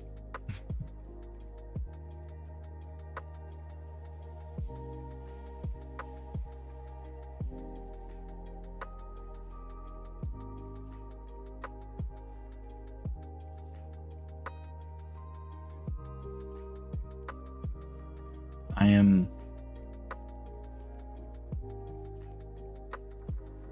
for the first time in a long time cautiously optimistic about my future, but in a very real way.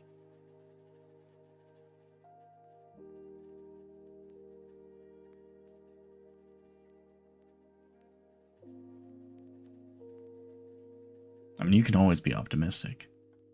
That's not hard.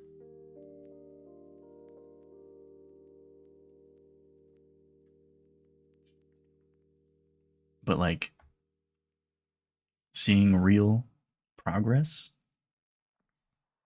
seeing real things come together,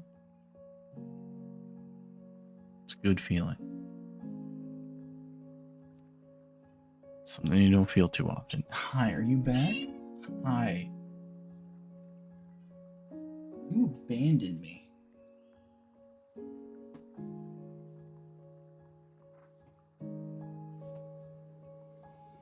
Hold on.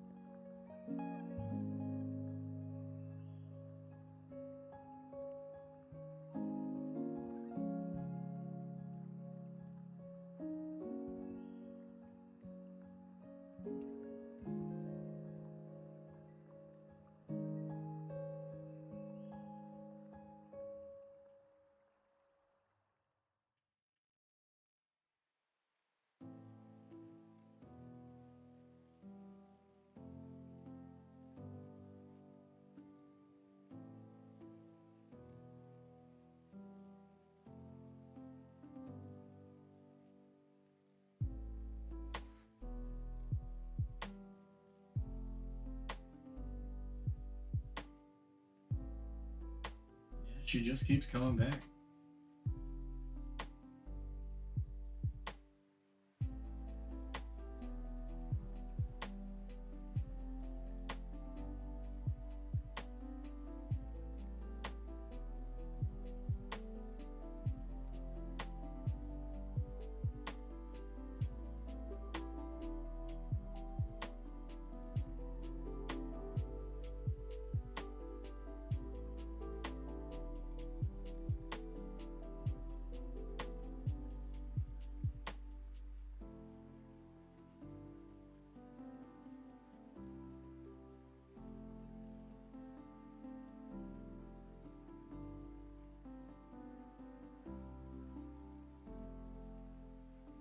Sorry that I'm giving my cat more attention on the stream.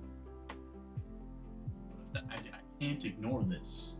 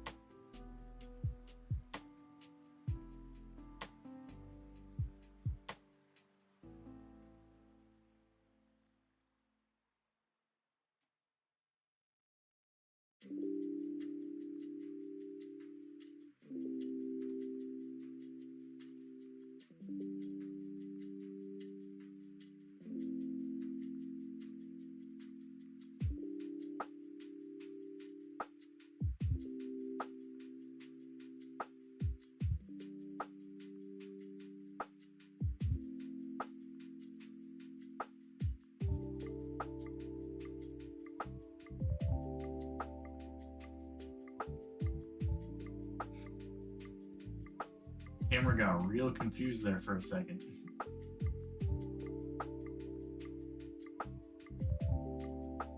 Also digging the Hawaiian shirt, exposed chest, chain.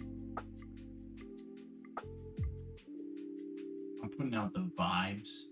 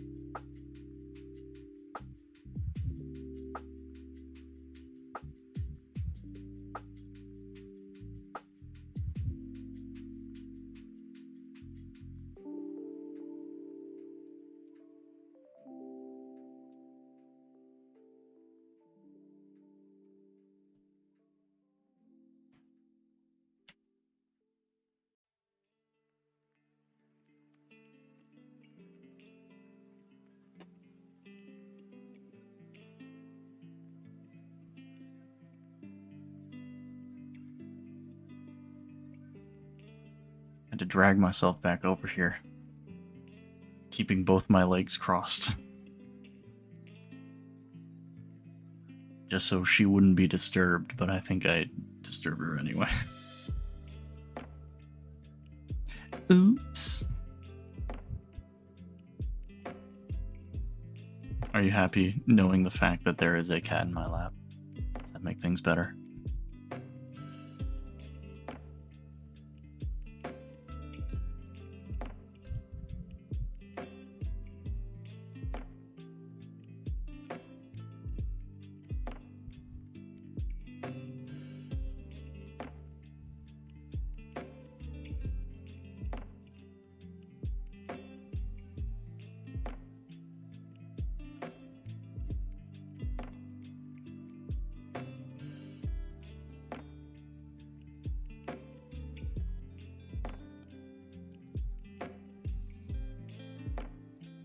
My new YouTube video has 4 views. Let's go. That's actually more than I thought that it would have by now. I can't even be mad.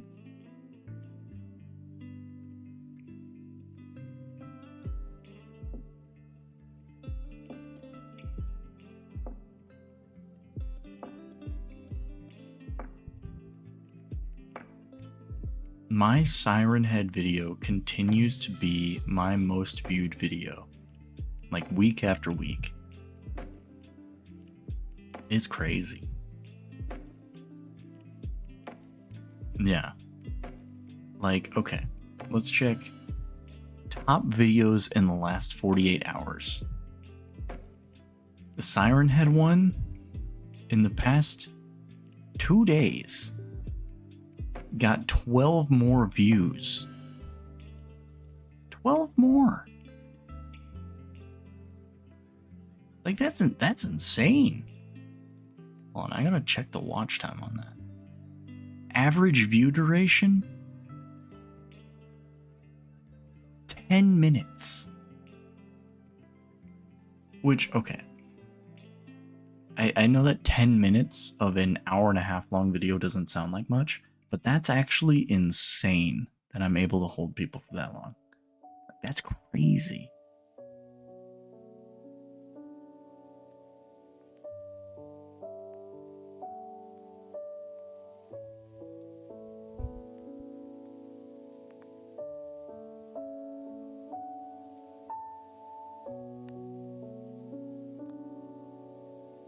I'm editing a video, by the way, so that's why I keep leaving.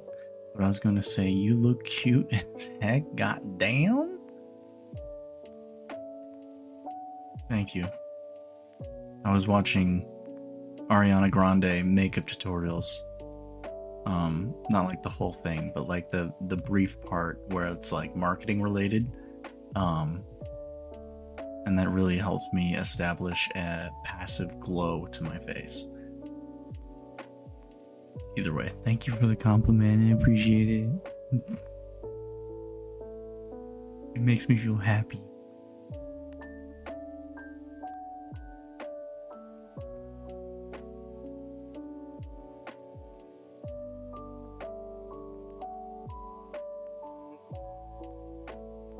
Yeah, I'm vibing. Call the cops.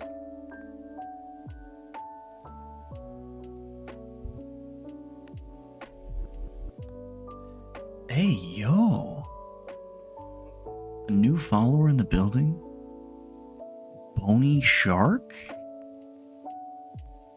Bony Shark, do. Thank you for following the stream. Welcome to Thirsty Thursday. I have a cat in my lap. I have now have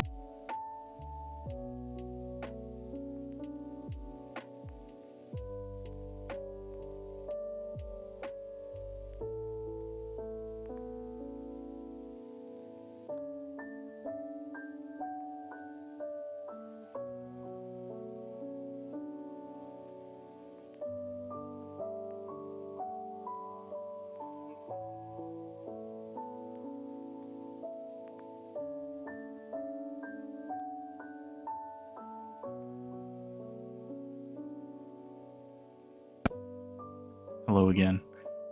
My cat unplugged my microphone. I'm sorry. She's really cute, though. I think you would agree. Where you going? You... Stop. She's trying to rub her damn face on my lenses over here. It's like... I'm giving her lots of attention. Okay, I can promise you that. I am... Look at this thing. I am covering myself in hair right now. This little jerk. This little jerk.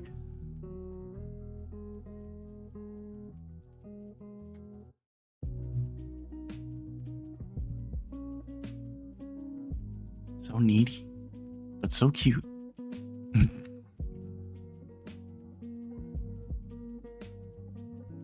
Anyway, I'm happy that we're walking away from tonight. One new follower.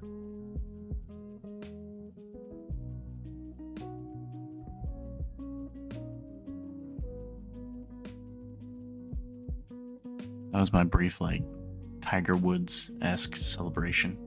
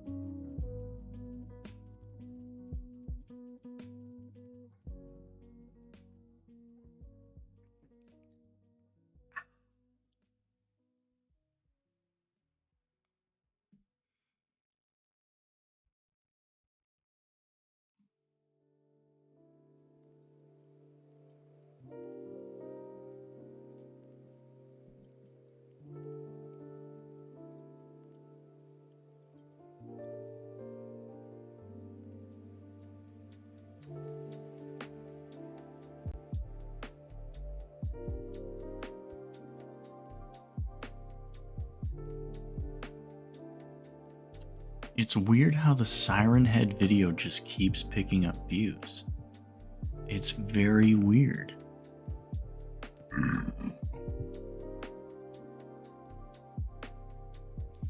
I mean, there are other videos of mine that just randomly get a view here and there. But that one just like, people love that indie horror. Indie horror is poppin'. Always. Oop. Bye, baby. Oh my god, my pants are covered in hair.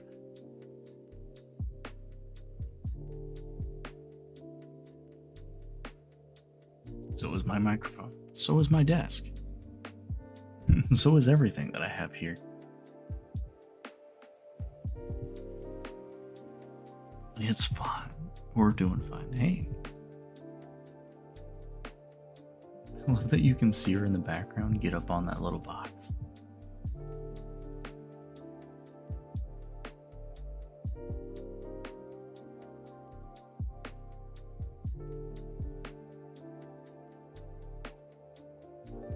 That's the bitty background box. Hold on. You want to see something cute?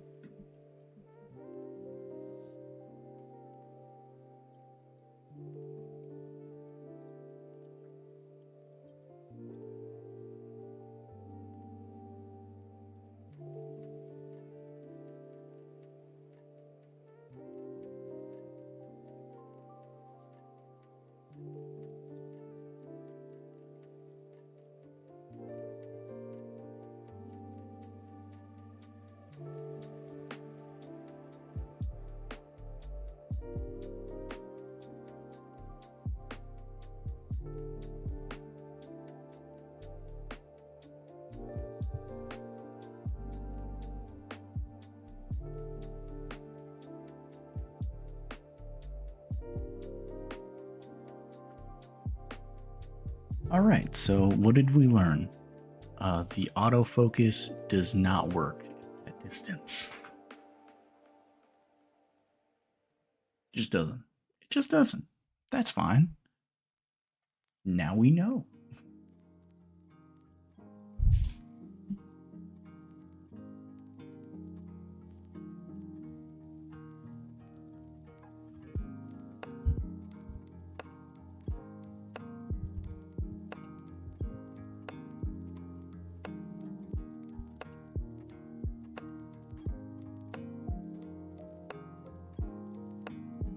The amazing thing about that Siren Head video, going back to talking about it, looking at the analytics of it, the overview, 5% of people make it all the way to the end of the video. That's crazy to me. That's awesome, obviously. But that's so crazy. I mean, obviously, I'm happy with it. But I think like finding more indie horror games might just be the move.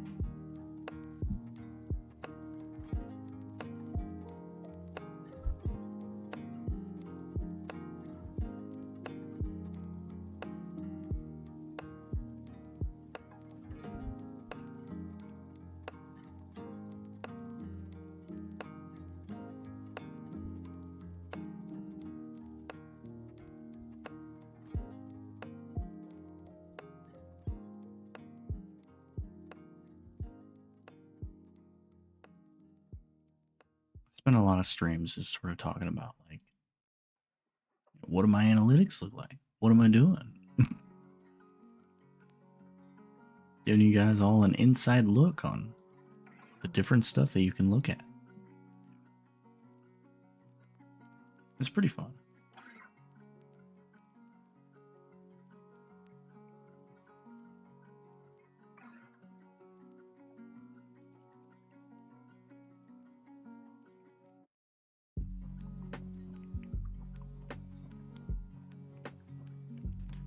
Sadly,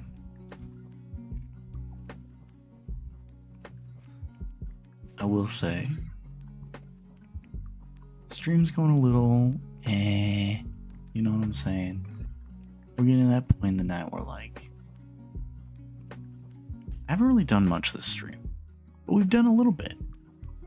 And I think that like, Low viewer categories. ASMR, I'm not picking up. Which is fine. But I do think that it is about time for me to go to bed. I gotta get all this hair off me.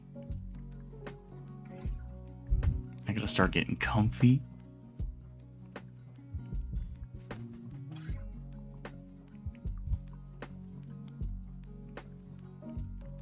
I got a lot to do. But I think that it's been a good stream.